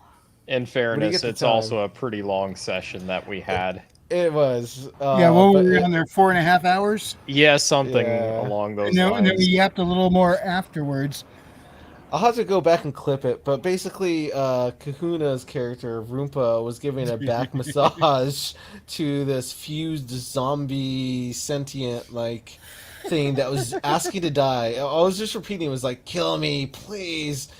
And he's like, no, he's being dramatic. He just needs a song. And, like, one of the other characters, Nails, plays a guitar. He's about to sing a serenade to this thing. Like, please, And then kill me. he gets into another one and tries to convince him why he's better off dead. Oh my! I'm gonna clip it. I was dying laughing, dying laughing. That was so funny. In other words, for the nerds in the group, you should really check out Lord Adder's channel and check out this campaign. Dark Augment. We're gonna do it all next year. Yeah, I'm looking forward to it. It's already been a pretty chaotic game so far. We got some great characters. I wish my work schedule wasn't so chaotic. I would totally slip in sometimes. Oh, we got so. Oh, you would have a fucking blast. getting- No pun intended. Oh no, I probably would have a blast. Yeah. Yeah. Yeah, the Oh, whole goodness. fun part about the campaign, it's a bit more in the vein of OSR. It's very much drop in, drop out, that kind of campaign. But we're also having it being sort of semi-open world. So at the beginning of each quest, everyone's getting to choose from at least 5 different paths they can go along. Yeah, it's like Mega Man at the beginning. Choose your stage. And I like the game mechanics. When I thought tabletop RPG, I think Dungeons and Dragons stuff, but the Savage World thing, drawing cards and like my character, Yeah, is we like draw cards for gambling initiative addict. instead of rolling. Being the gambling addict that my character is like it fits in so freaking like perfectly. The most complicated it gets is whenever you're factoring in damage and everything, because it's wounds instead of losing hit points, so it's rolling against toughness. That's about as out there as it gets, in my opinion. I like the initiative card system. It's really nice. It sucks that Roll20 is a little broken though. It seems like Yeah. Oh, we lost that Wrangler. needs a little- Oh no! Oh no! There goes Get our some- host. I was gonna say, are we able to get him back in? No, we should probably be able to. Wish I could say that hasn't happened before, but yeah, no. I think he'll just be able to rejoin. How long did it take you to build all that? The campaign so far? Or are you talking that your quest? world? I guess the world. It's And still the being worked world. on, I'm not gonna lie. Yeah, that's probably going to be an ongoing thing as Would long as you continue. Start it? I have the I know what's going on in the world, but the actual adventures and everything, I have enough for you all to play around with, but I'm adding to it as we're continuing. That's kind of the pace that I'm going at. But when did you start all this? Like the world? Yeah. Oh. Probably back somewhere in July, maybe. That's when I started with the setting. That's when I started putting it together and everything. Wow, you're really good. Because it's pretty. I'd imagine you point. just Like, have this is- shelves full of notebooks to keep everything in order. Or you're a master Yes DM. and no. A lot of it is brainstorming ideas and filling in the blanks as you're going along. You'd be surprised. Well, one thing I do have to give you credit for that a lot of people can't do as DMs, you are very quick on your feet to adjust to the crazy. I kind of learned that through experience. You Look, see a lot of look who he hangs around with. Right? I think it's it for me. It's one of the best parts about being a DM or a game master is you learn that pretty early on. No matter how meticulously you plan out the session beforehand, you realize that sooner or later your players are going to deviate from the paths you put up, and you've got to work around it.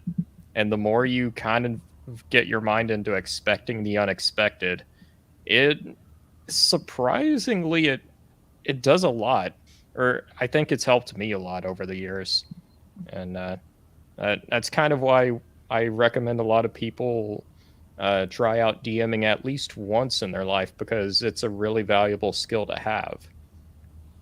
Or now, how has this helped you with your writing? Well, getting into DMing was pretty much my primer for writing. That's kind of because whenever you're actually running a game, if there are plot holes in your plot or story or world or whatever, players can point it out right there. And I mean, there's a couple of ways you can spin it, but you still get an idea of this is what I need to be aware of. And whenever you take that to writing, it's not as immediate as like an RPG game. So it's like, but you can still have that muscle built up over time saying, what do I need to worry about? What's the most likely things to be questioned? And that's going to give you a good idea of what you need to actually keep in mind as you go along. Still not going to get everything, but it's going to help. I would imagine all this gets your mind just more formulated to trying to keep track of every little cause and effect that happens in the scene. Yeah, pretty much. The one of the most fun things for me as a DM is whenever you all are coming up with a plan, and hell, half the time I don't even know what's going to happen. But I'm really just asking myself what makes the most sense for what's going to happen in this situation. I know what the world is doing. I know what everybody else has in mind. What makes the most sense? And that's where all the dynamic shit comes into play. Yeah, that's where it gets really fun. You're like, I know what the world is doing, but I have no idea what these knuckleheads are about to do. I feel like it's going to get easier, though, as you learn what these knuckleheads are going to do, because this is our second campaign we did. Yeah.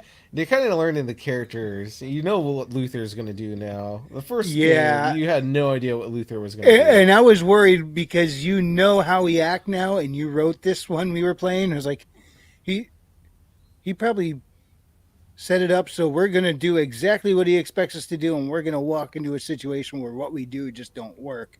And we're going to be screwed. He's setting us up. And it turns out you were. And it turns out what you set us up with was the key to finishing it off. Yeah.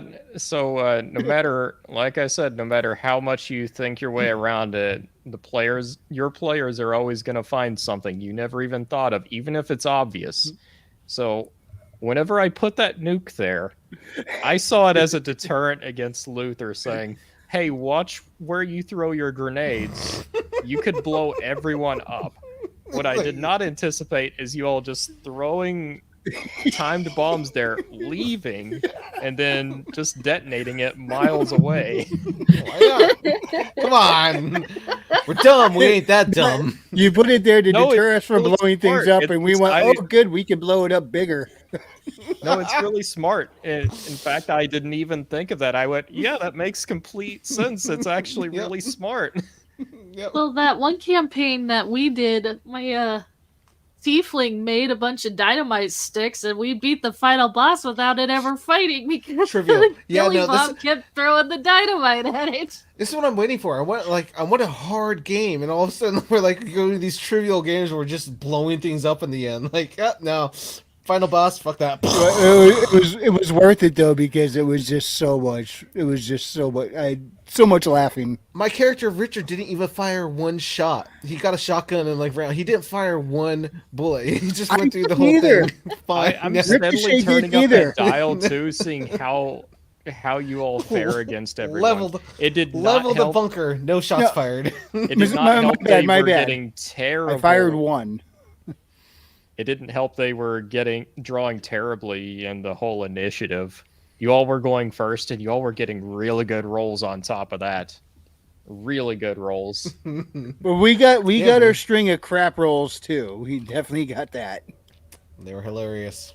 I really thought you all were going to have a lot of trouble with that hive bear for sure. Till I stuck a knife in his head. I mean, he could take a solid 3 hits before he would go down, and if he ended up hitting you all, he could potentially have pinned one of you down. Yeah, and I would imagine he's capable of a one-shot kill. Yeah, pretty well, and so is Harold, for the record. Yeah, there's a great moment where Billy started like busting up laughing because Otter like moved, Harold like started moving around, and all of us just took our icons on the map and started moving back on the squares. So you just see us on the video, see us like take step backs, like nope, not getting near that. But I still yeah, we all took shots at that bear, and then the bear charged us, and then I fired that one shot at the bear before it charged. The thing charged, took a swipe at me, missed, and then my character just pulled out his hunting knife and stuck it in his head.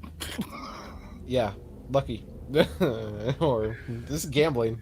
I didn't fire another shot the whole time. I was like, yeah, I'm switching over to my baseball bat.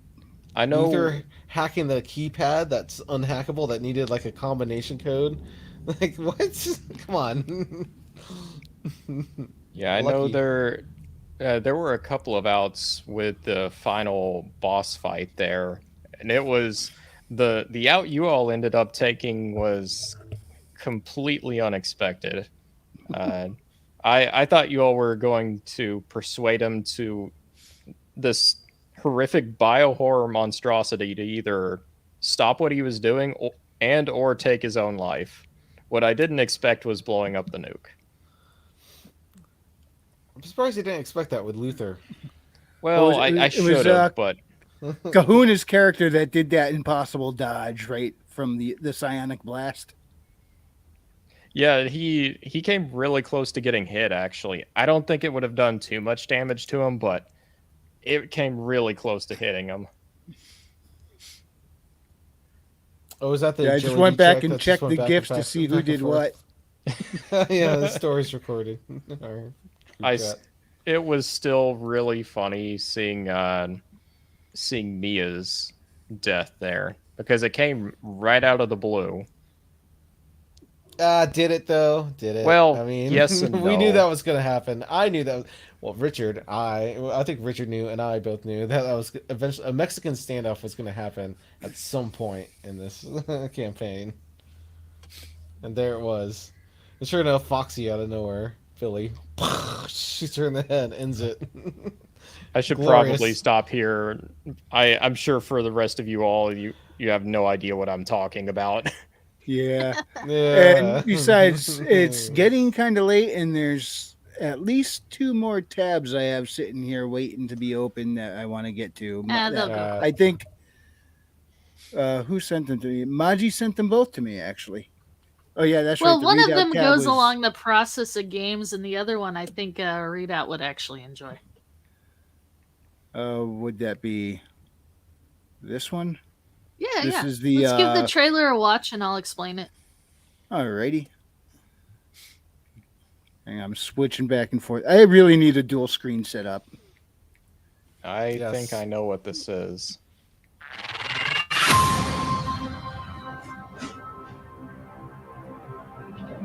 Your Majesty, this is a message that I need you to see.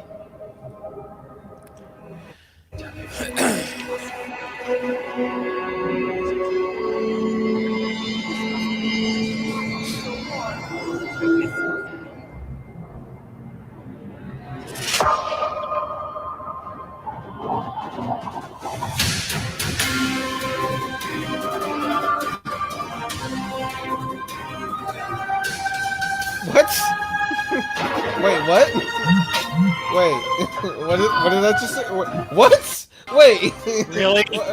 What? What's going? That seems What's up? That seems historically inaccurate. I don't. That's just something seems off right now. Just hit play, and I'll explain it.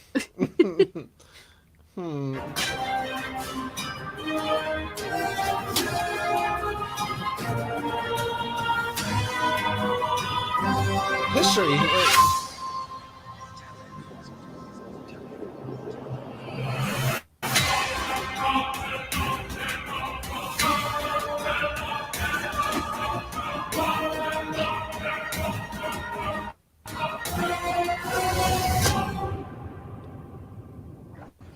This must Why be is the Rome. rum there? War to end all wars. Did it though? Did it? Okay, so No, it didn't. Tim Allen is familiar with Sabaton, but this is why I actually wanted to show it, and I kind of wanted to get Readout's opinion on this and to kind of advertise it at the same time. So I have the synapse here for why it is. Swedish heavy metal band Sabaton has launched History Rocks, a worldwide museum project. At the center of this global charity initiative stands that the band's new band's new animated film, The War to End All Wars, Your Majesty, this is the a movie. Developed in partnership with Yarn Hub Animation Studios, the film vividly tells World War I tales from Sabaton's most recent studio album, War to End All Wars. It will be screened by participating museums around the world in the 2 weeks surrounding Armistice Day on November 11, 2023. The goal of this project is to encourage more people to visit their local museums and take an interest in history.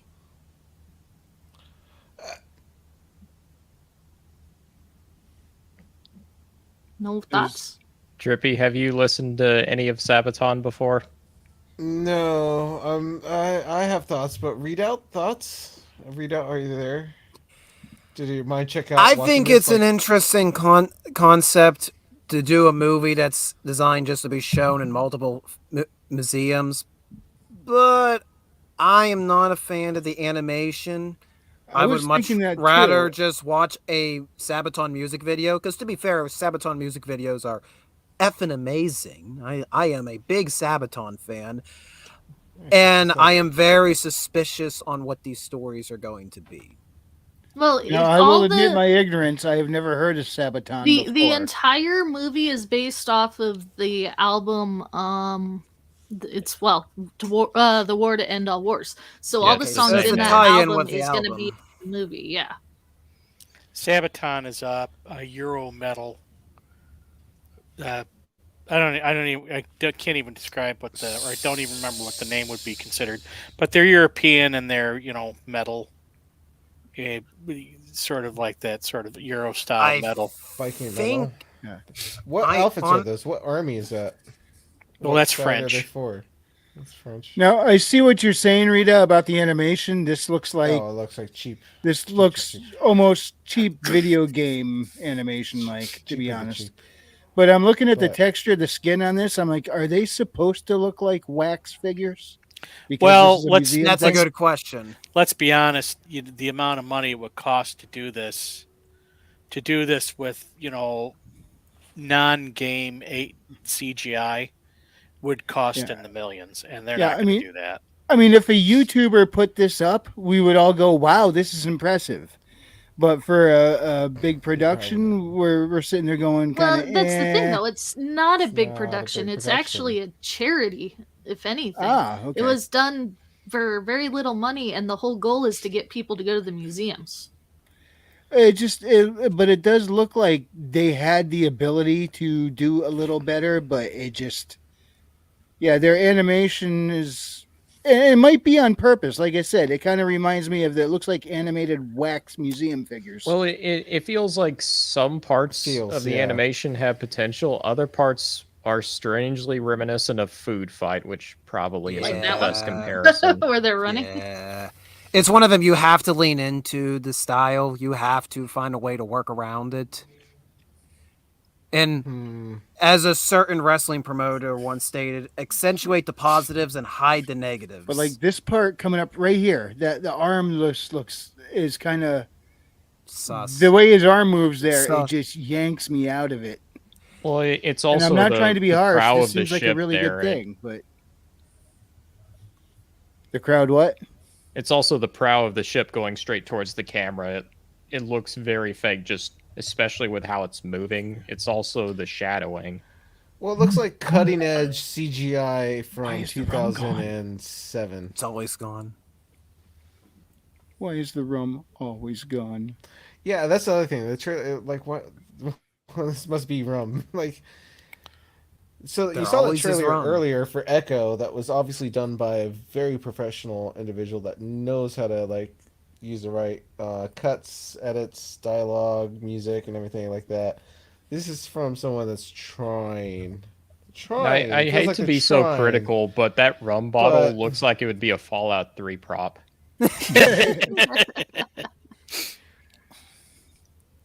Trying to make it feel more epic than we know what it is. Like we know what this Well, is. they could have also gone with the animated route to capture the kids' attention too. Okay, For the maybe kids. I'm talking about. Well, Maybe I'm just talking in about general, us. because it is Go watch technically it a and museum see- piece. what it has to say. How are probably you doesn't- going to make a movie devoted to telling tales of the First World War for a purely children audience? Well, no, it's not. Obviously, for just children. It's all. I audience. know, but No, wait. I know. Put a chick in it and make her gay, and I want it lame. and I want it lame. I think it's a really interesting concept, and I do hope we see more projects like this for museums to collaborate. Because sometimes in the history community, museums and historic sites, the worst thing they can do is try to stick in their own sandbox. If they don't, when they collaborate, then they're able to send their respective audiences to different time periods they would not otherwise be exposed to. So it's a great concept, and Sabaton is a great vehicle to do that with. I mean, Sabaton transcends historians and music lovers. They are a very prominent heavy metal band here in the 21st century. To put it shortly, Sabaton shreds. Yes, they do. And it's beautiful. But this animation is really, really wonky. I saw this trailer several months back, and I had the same reaction going, I really want to support this, but... It looks like what they got is what they need is already there, and they could just doctor up, and they could probably doctor up what's already there and make a difference. Honestly, but can they afford to? Honestly, you can go to this. I forget if it's on Sabaton's main YouTube channel or one of their off branches. They have a whole video series out there of like mini documentaries telling you the stories of the historical event every song's based around. They are very heavily involved in promoting historical education. So they could have done a cinematic version of that. I would have been happy to listen to their lead singer go around and just talk about historical time period stuff. I've just been happy to watch a documentary of him just walking around and talking about the events. Right. There's plenty of YouTube channels that I've seen that get plenty of views, a lot of followings that do the same thing. I just saw one that was exposing stuff around Göbekli Tepe, and they're exposing more like settlements that are just hidden in the hills. Like they walk up just some random meadow, foothills right there underneath their feet, like a few 100 feet down. There's a civilization just waiting to be discovered. And then production teams came along and said, Put a chick in it, make her gay. But God damn it! all Did I really honesty, say though, that? Sounds like you. Part of me, I'm probably gonna go just see it just for because it's being shown at my little theater. I'll probably go just to support. Oh, that's cool. Support it, but nobody around me showed it. I kind of just, I kind of hope it does succeed because they are trying really hard to push stuff that needs to be seen more. Trying really, really hard, aren't they? Like a chain of events that got us to where we are and why. It's kind of weird. Important to know. It feels like it could do more harm because it looks that cheap. Cheap. Yeah, like what are you doing? Like you could do something probably more productive. If you really want to spread awareness, there's probably a better avenue, marketing. But then again, stuff like this that. is not You're a trying theatrical really, release. really hard. You got to go see this at a museum. So perhaps the museum crowd isn't going to be quite picking apart that so much. I was wondering because they're more that a interested little in the bit, subject too. matter. If it's not being shown in theaters and it's just in museums, that could actually give it a leg up. Yeah, my little theater one. There's not very much going on this weekend. Two, they're very supportive. Like you get a lot of independent film projects, so I'm actually not surprised that it's coming through here because I'm in the artsy state. Yes, artiste state. Well, when it becomes available, if I have a means of watching it, I definitely will, and I would love to hear Readout's take on it. If Readout, you do care to see this one. I am of a believer if the storytelling, if the voice cast that's involved in it, if the audio side of the presentation is fantastic, it can make up for the poor animation. It can easily make up for it. The people, you could tell there's clear passion put into this, which there is. I do believe there is full passion put into this. Sabaton, again, love historical preservation. Then I think it could get around its bumps. But it is going to be a mighty leap to get over this animation. I can fix that for you, Readout. I could fix that for you right now. How? Go watch Ninja Turtles. No, don't. You watch Ninja Turtles and then watch that. The War to End All Wars animations look fantastic. It's like when you go in the cold pool to get cold before you go in the spa. We're talking about the new release Ninja Turtles, not the badass 90s. I know which one he's talking about, and I realize what he's meaning. No, I'm talking for anybody watching this going, what the hell? I did like TMNT.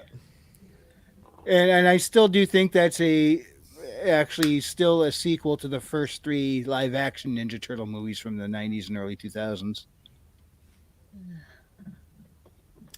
Because if you notice in that, April O'Neil might no longer be a reporter, but she was back into the antique business, and she had an antique business in the very first Ninja Turtle movie. So it was a callback to that. I think TMNT was indeed intended to be in that same continuity. That's what I heard. It was supposed to be. I mean, Casey Jones was in there, and he had that mostly that bond with Raph, which played back to the first movie once again. Yeah, that new Ninja Turtles is soulless trash. I haven't seen it, and I don't really care to. Just it looked like it's ugly to look at. Oh, well, on top of that, April's a self-insert from one of the producers or something like that. I haven't seen any of the movie, but I've seen a few other things that Seth Rogen has produced over the years. I can safely say that I'm not a fan of the. There's a running style to just about everything he produces, and I am really not a fan of it. Okay, so I had a theater full of kids, right? Which high energy. Okay, it was a night and day difference because I went to a theater full of kids for Mario, and then I went to a theater full of kids for this Teenage Mutant Ninja Turtle. the movie, when the movie was over, the kids were so excited. They're like, I'm Princess Peach, I'm Mario. Like, they wanted to go home, play the game, have fun, and go, play what they just watched. When Ninja Turtles got out, it was dead quiet. Nobody was talking when they left. Everybody was like numb and soulless. In a theater full of kids. They probably all went in there and checked their text messages to pass time. And they didn't even have phones because they were kids. I mean, Five Nights at Freddy's, when the movie was over, the hardcore gamer fans is like, there should have been more jump scares, but they were talking about it. They were engaged, where the kids were like, that was awesome. But the Ninja Turtle, there was nothing. It was quiet. Screw this. I'm going to go watch The Wizard. Fred Savage all the way. What about The Wiz? Sorry. There's Is my that a little movie? rant. Is there a movie called The Wiz? Yeah. I'm not remembering it. I agree, Tim Allen. It was trash. Readout knows what I'm the talking super about. villain was this freaking fly that becomes meshed with all sorts of other animals and becomes this giant mutant. And they literally, to defeat him, have to stick something up his blowhole. Wow, that sounds wrong. No, that's what they had to do. It was a good comedic moment. I mean, what do you want from me? Sorry, spoiler. I pretty much they got out stuck of it the up his theater. blowhole. Somehow a group of friends had convinced me to go watch Sausage Party with them. Oh, After I'm that, sorry. That was funny regret for watching that. 5 minutes, and then it got real old. I never and then watched it. it. Just got I do it better. got really preachy too. Well, I watched it I don't remember while that. baked off my ass in my Exactly. buddy's garage. So No memory. my of the experience message. of it was probably far more enjoyable than yours because it was more the company and just hanging out and having a good time with them while the movie was on. Mhm. I didn't care That's much probably for the the movie. best way to watch that movie. Just Yeah. having it on in the background. Frankly, they were all into it. Everybody else thought it was hilarious all the way through. I thought it was funny for about 5 to 10 minutes, and then it became very tired for me very quickly. and I don't mind crude, trashy humor, lowbrow humor, a sprinkling here and there, but this whole thing was just lowbrow personified to the point where it's not even funny anymore. It's just getting gross. Well, for me, it's also one of the movies where you can really feel like Seth Rogen's influence on the dialogue between every character, because every character just feels like a minor variation of Seth Rogen. That's what I noticed in that movie. Everybody talks like Seth Rogen would talk. But I did like how it ended where what was it, the whiskey bottle Indian guy who's like, we have discovered we're not even real. We are what's called cartoons. So we're going to go into the real world now and fix this. So I tormented myself with Ninja Turtles. I refuse to go see Marvels. I will watch. I'll probably not see it in the theaters, but I will at some point will watch that just because I still think Iman Vellani is a good actress and has a good performance, and I want to make sure they don't destroy her career with this. Yeah, She has a lot of potential ahead of her, and I don't want to see Marvel wreck it. Yeah, it's Hollywood. She's screwed. Yeah, look at what happens to all the chicks that work in Disney from a young age. I mean, granted, she's already an adult by the time she's going to work for them, but she's just, 19, 20? So she's still very impressionable. I hope they don't fuck up her life like they did everybody else from Mickey Mouse Club. Let's see what happens. I want to go see Killers of the Flower Moon. But I gotta do a little readout. Did you see that? Were you interested in that movie too? That one actually I looks really, really want to see it. Just there's one problem. It's 3.5 hours. You don't have the time. I sincerely don't have the time right now. It's No. not the I'm lazy. All I'm right. just like I don't have 3.5 hours. He's heading I into believe you. finals after. Yeah. Yeah. No, that's legit excuse. Now, I had my friend tell me, he said it was worth the 3.5 hours. He said the movie did, at least a friend of mine said, no, the runtime did not weigh the movie down. It was fantastic. So I'm happy to hear that because, boy, was The Irishman a very hard 3 hours to get through. So it sounds like Scorsese has redeemed himself in some ways. But I probably won't be able to see that till the holidays. All right. I'm thinking maybe not this weekend. I got a friend coming into town this weekend. I'll be busy. Oh, then again, maybe I'll go see. Nah, I'm not gonna do that. That's 3.5 hours. That's 3.5 hours. Exactly. I could be drinking. I could be drinking during that time. I know why they make movies like that, because some people are still married, and there are plenty of folks out there going, "Oh, the in-laws are coming in tomorrow. I'm gonna go catch a movie." Following weekend. The funny thing, I'll the funny try to thing see is, it. is that at the end part where they take out Jimmy Hoffa, I don't live very far from there. As a matter of fact, I've actually been to the restaurant. I think it was the Macus Red Fox. So I've actually been there around that time. So I know some of that area. Yeah, it's neat when you see things that you recognize in film. And it's like, well, no, cool. the way they portrayed it doesn't look anything like the area. It doesn't look anything like the restaurant.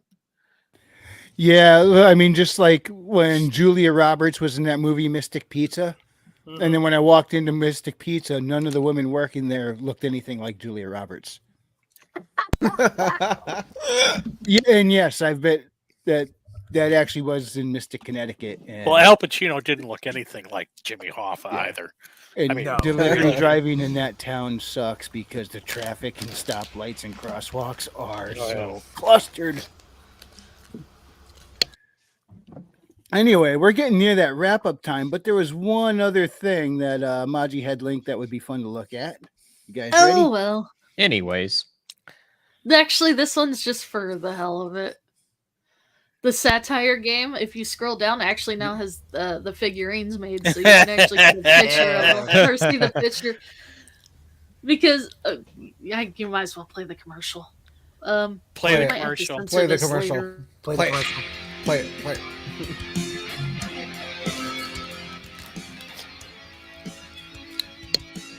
They'll laugh at their name.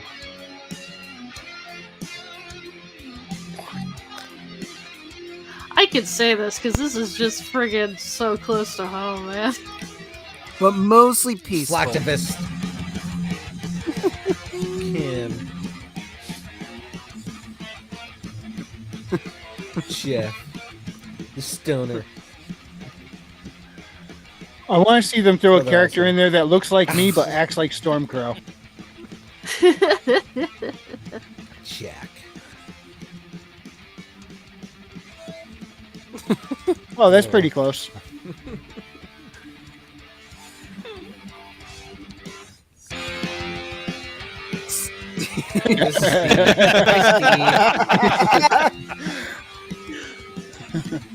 What the magic? Soy carbon. Jorge. Jorge. The medic. Which is pretty sure.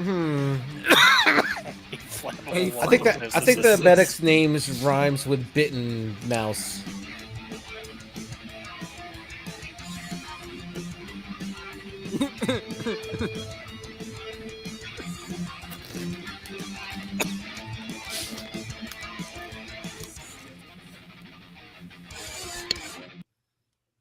But yeah, no, I just thought it was fun to end on that. And if you scroll down, you actually see the pictures of the characters because they got them finally made.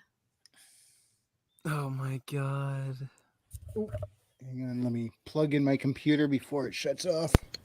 Good YouTuber. I unplugged it to walk out for the cigarette and never plugged it back in. Okay, Allison could get it. The rest of them I'll call pound sand. Oh wait, no, she's in. Kim's in. Magic Pink, what the hell? All right, come on. The medic. Who's the medic? Who's the medic? Oh, I don't know who the medic is. Who's the medic? No idea. Medic's got no name. I'm gonna name him Lyle Mitten Mouse. Oh. Hey, Otter, you feel like doing a Cartman voice? Oh, what do you want Cartman to say? You should have it. Just read the description right there. Okay, right here. Yeah, just these Right two little there. paragraphs. All right. It's time to rock and roll. A really big board. Not the biggest ever, but still pretty big. The Fantasy Hawthorne District map is 90 centimeters to a side and is home to 8 local businesses, all fully destructible. There's a vintage clothing store, a design studio, a cannabis dispensary, a pizza parlor, a tattoo parlor, an absinthe distillery, a bookstore, and a food co-op, all extremely flammable and bursting with lootable junk. Now I want to go listen to that song "Burning Down Hot Topic." Sorry, I couldn't think of a better way to describe the game board. I do like loot. Keep Portland Oh my weird. Holy shit, No. guys, that looks cute. No, don't keep Portland weird. Keep all the weird stuff in Portland. Keep it contained in the city. Do not let it get out. Do not let it leak. Can we build a wall around Portland, please? And Portland will pay for it. Yes. Fortunately, it leaked over to Seattle and Washington. It's the people's wall. The people will pay for it. Sorry, thought you guys might find this funny. Excellent. It's funny, You- but I you wish thought right. it wasn't real. I wish we didn't have to mock this stuff. That's the I thing. wish this was just fantasy. Yes, it wasn't based on anything that actually happened in reality, but sadly. It did. It did in Minecraft. And so, of course, we immediately had to go make fun of it. Yes. Reality Because sucks. that's what the internet does. Well, this is brought to you by the same game makers as Antifa Man. I thought this was an addition to that, like part of it. It's a separate thing. Oh, I thought it was two separate. It could be a part I of think it. it's a separate thing. Like the other game is just like their version of Cards Against Humanity. Like this has a full board and Yeah. everything. Either But what if way, we combine the two? What if we combine the two? Either I way, wouldn't it's be on surprised Play if there's My like an Comic. adaptable rule set to where the two can you can cross them over and have bigger battles. You got the masked Antifa versus the vaxxed Antifa, and Yeah. okay, guilty. What are you referring to? Do not let them convert you. For each of What am I converting to? It got out. You're too late. I Don't remember worry, this the on otters will Royce's drive Comic them back. Book Wednesday. Yeah, this is all looking too familiar. Sadly. Don't worry, we otters have our methods. We can steal all their surfboards. Don't fuck with That God. crazy otters. Californian otter. Oh, the hot lady miniatures.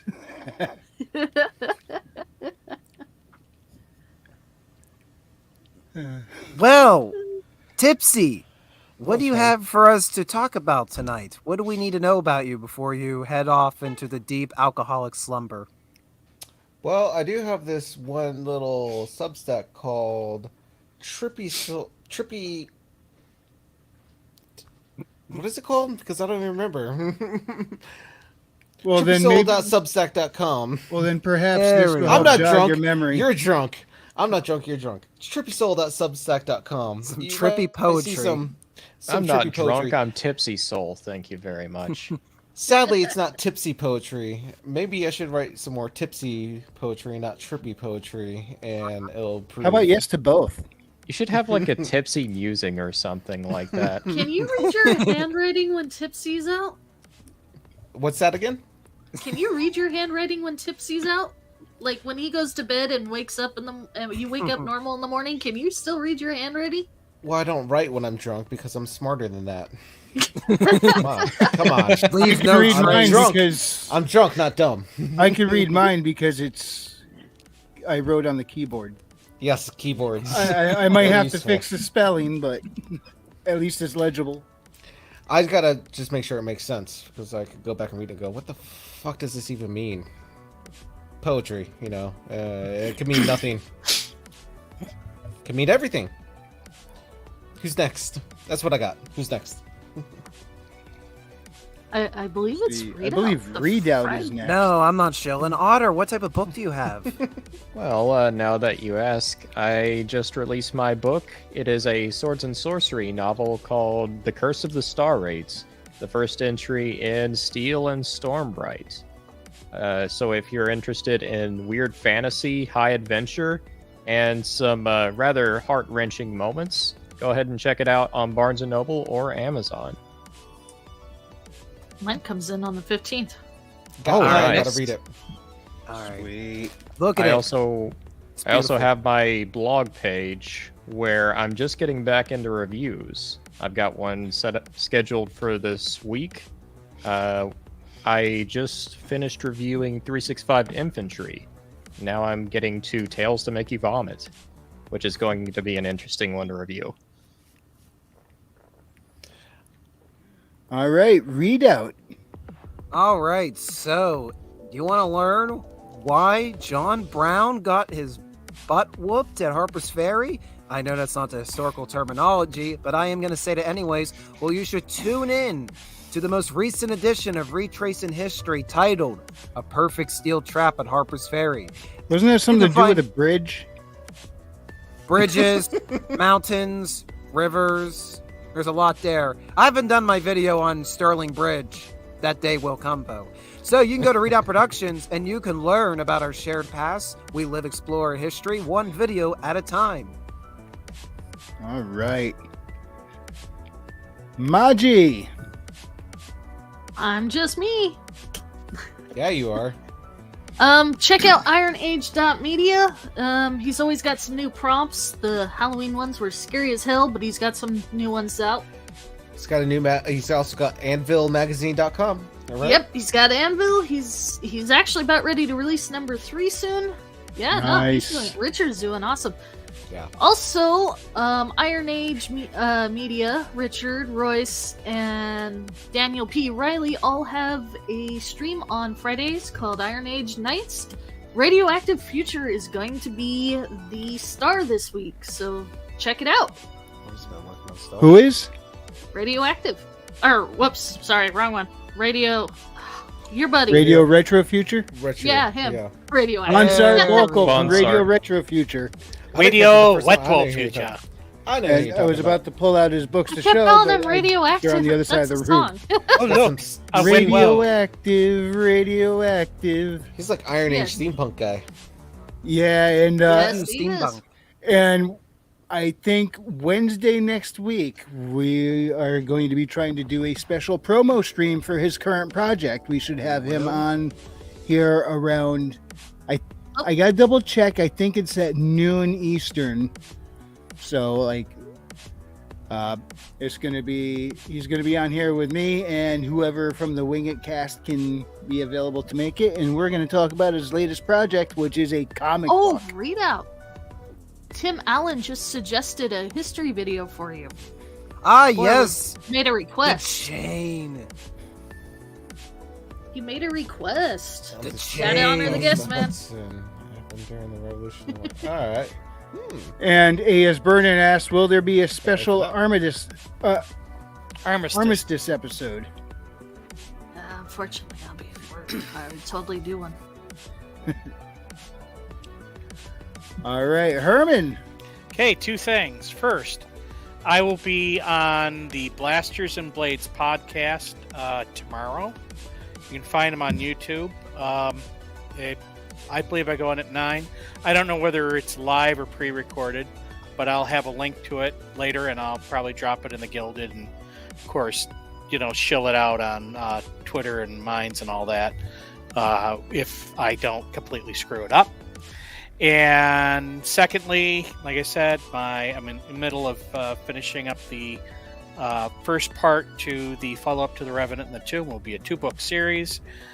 Just got the cover work done, and I'm going to be sending it off to an editor pretty soon. So it's going to be coming out May 24th. I will be doing a teaser video and a cover reveal within the next few months. And number 3, buy my books. Buy my books. Buy my books. Buy the books. Buy the books. Buy the books. I have a confession. I have never heard of this chain. Now I'm curious. Oh, Yeah, it's I Santa haven't Claus either. House. Come on, guys, you should really buy Herman's book. It's a bad Oh, yeah. case. I have Herman's books. Z- Well, this otter still needs to get Herman's books. And RH Snow's books, for that matter.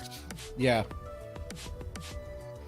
Get her books. And I'm she's confused. famous. I thought I had my copy of Revenant in the Tomb right over here, and I don't see it. Isn't it on the window yeah, seal? it's on the window Oh, I can okay. see it. All right. Everyone can relax. It's here. It's here. It's safe. It's safe. We're Nice. good. It's The on his collection's phone. growing. book is Wow. That's how you know the collection's growing. You got to use the windowsill. Yeah, right. Well, while we're talking about buying books, may I please direct your attention to Haley Star Bad Kitty. And pretty soon, this isn't going to be a one-trick pony. Her sequel will be coming out. Beta readers have checked it out. They haven't completely kicked my ass over it, so I think it's all right, and we're going to go along with it. But it's a good sci-fi fantasy adventure, and it's a lot of fun. But in addition to what Maji said about oh, that didn't even show, did it? Nope. What are you trying to show? I came back to the tab and is. realized it wasn't there. It is. Buy that book. Yeah. Buy the book. That book. That book. Yeah. Buy this book. Singular book. This is the book you want to buy. Or This is a fun nice. adventure that you can actually feel safe giving to kids. Yeah. But in addition to what Maji was saying about IronAge Nights on Friday at 9 p.m. Eastern, Royce also does his Comic Shop Wednesdays. I think that starts at 8 p.m. Eastern.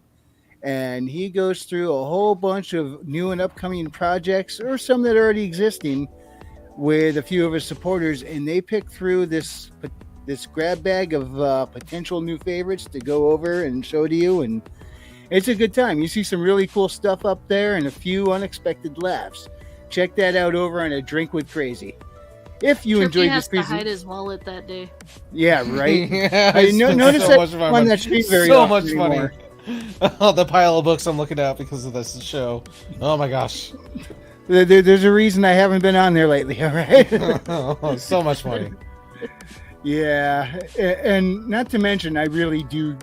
My reading pile has gotten bigger than it's going to. Good problems. More than These one are good sitting. problems. Yeah, I'm Yeah, it's trying not to a get bad through thing, my but- TBR pile too. I understand the feeling. I am bouncing back and forth between Twin Sons of Corolla and the Myriasphere Origins, The Darkness Rises. Nice. So, and then I got a whole bunch after that. I'm about to begin one by Radio Retro Future that he sent me. Which one? This is Onwin. I haven't I'm even going heard to of be that reading one. through that. I don't think it's released yet. I've got an Ooh, lucky, early lucky. copy. I'm going to be Yeah. set to review here in the next week or two. There's any privilege. chance you're going to be able to make the Wednesday stream next week with him? Possibly. What time is it? I think I got to double check, but I think we're doing it at 12 Eastern. 12 Eastern? Yeah, noon Okay. Eastern on Wednesday next week. I'll honestly have to see if I can make that. I can't guarantee it. It's just a bit of an awkward time. We need more goat books for Royce to preview, says Tim Yes. Allen. Hey, in Yep. my book, he rides a goat, and that was Yes. unintentional. Guilty Gearhead says, "There's a snake in the hedge. Step on it." Kill the snake. And he Kill the says, snake by the books. Someone needs to get Royce a copy of Billy Goat's Gruff. He should just lean into that Norse mythology, where in mythology, Thor was pulled across the sky in a chariot drawn in a goat-drawn chariot by two goats, flying goats. I cannot remember their names, but it translated to Tooth Gnasher and Tooth Grinder. It's a lot of consonants without vowels for their names. I can't pronounce that shit. One goat Dumb turns its Vikings. head and just says, "Buy the book." That's right. Buy the books. Buy all the books of the Iron Age authors. Shoot, I think I have. Yeah, I have Wranglers, I have Otters, I have Hermans. Yeah, I have all the authors here. All the authors. It's like Pokemon. Gotta buy Gotta them all. catch 'em all. We've gotten poetry from Trippy. Read out. When are we What? getting a book, dude? Well, Give us a nice fictional history story. Well, he doesn't even have to do his story. He could just think write he a has to- fictional report. He has a historic fiction. Oh, that would be cool. He has no time. He has no Right, time. Right now, that's my true. You voice are kind amount of of juggling a lot of your videos time right almost now, every but Come on, Redoubt. Now you've got to meet up with Sabaton and work with them. Dude, War of 1812, Battle on the Great Lakes, man. I'll go meet Yakiman any day. Sure, I'll go meet him. all right, this is getting silly, and Sorry. I need to make it just a little bit sillier. Hang on. Jewish space laser. There we Okay, go. now the night is complete. All right, if you enjoyed this presentation, hit the like, and if you didn't, I appreciate you stopping by. We'll see you next time, and God bless. Later. Later. I'm not drunk. You're drunk. Smashable clams. Oh, we are going to have to make that a regular thing somehow. Smashable clams. Smashable How? clams.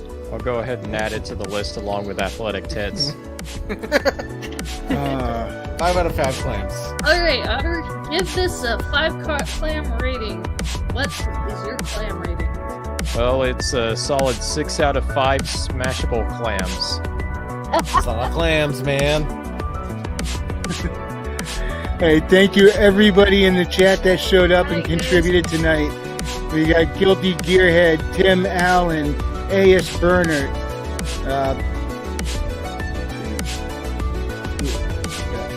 Andrew Campbell. This is why I got to scroll through. And R.C. Scott. I need a better memory. Stormcrow. He sounds familiar. Kahuna was in there. James Craig was here. Roy was. Oh no, wait, that's the end of the song. Oh, go check out Royce's new video. He finally posted one. Oh, sweet.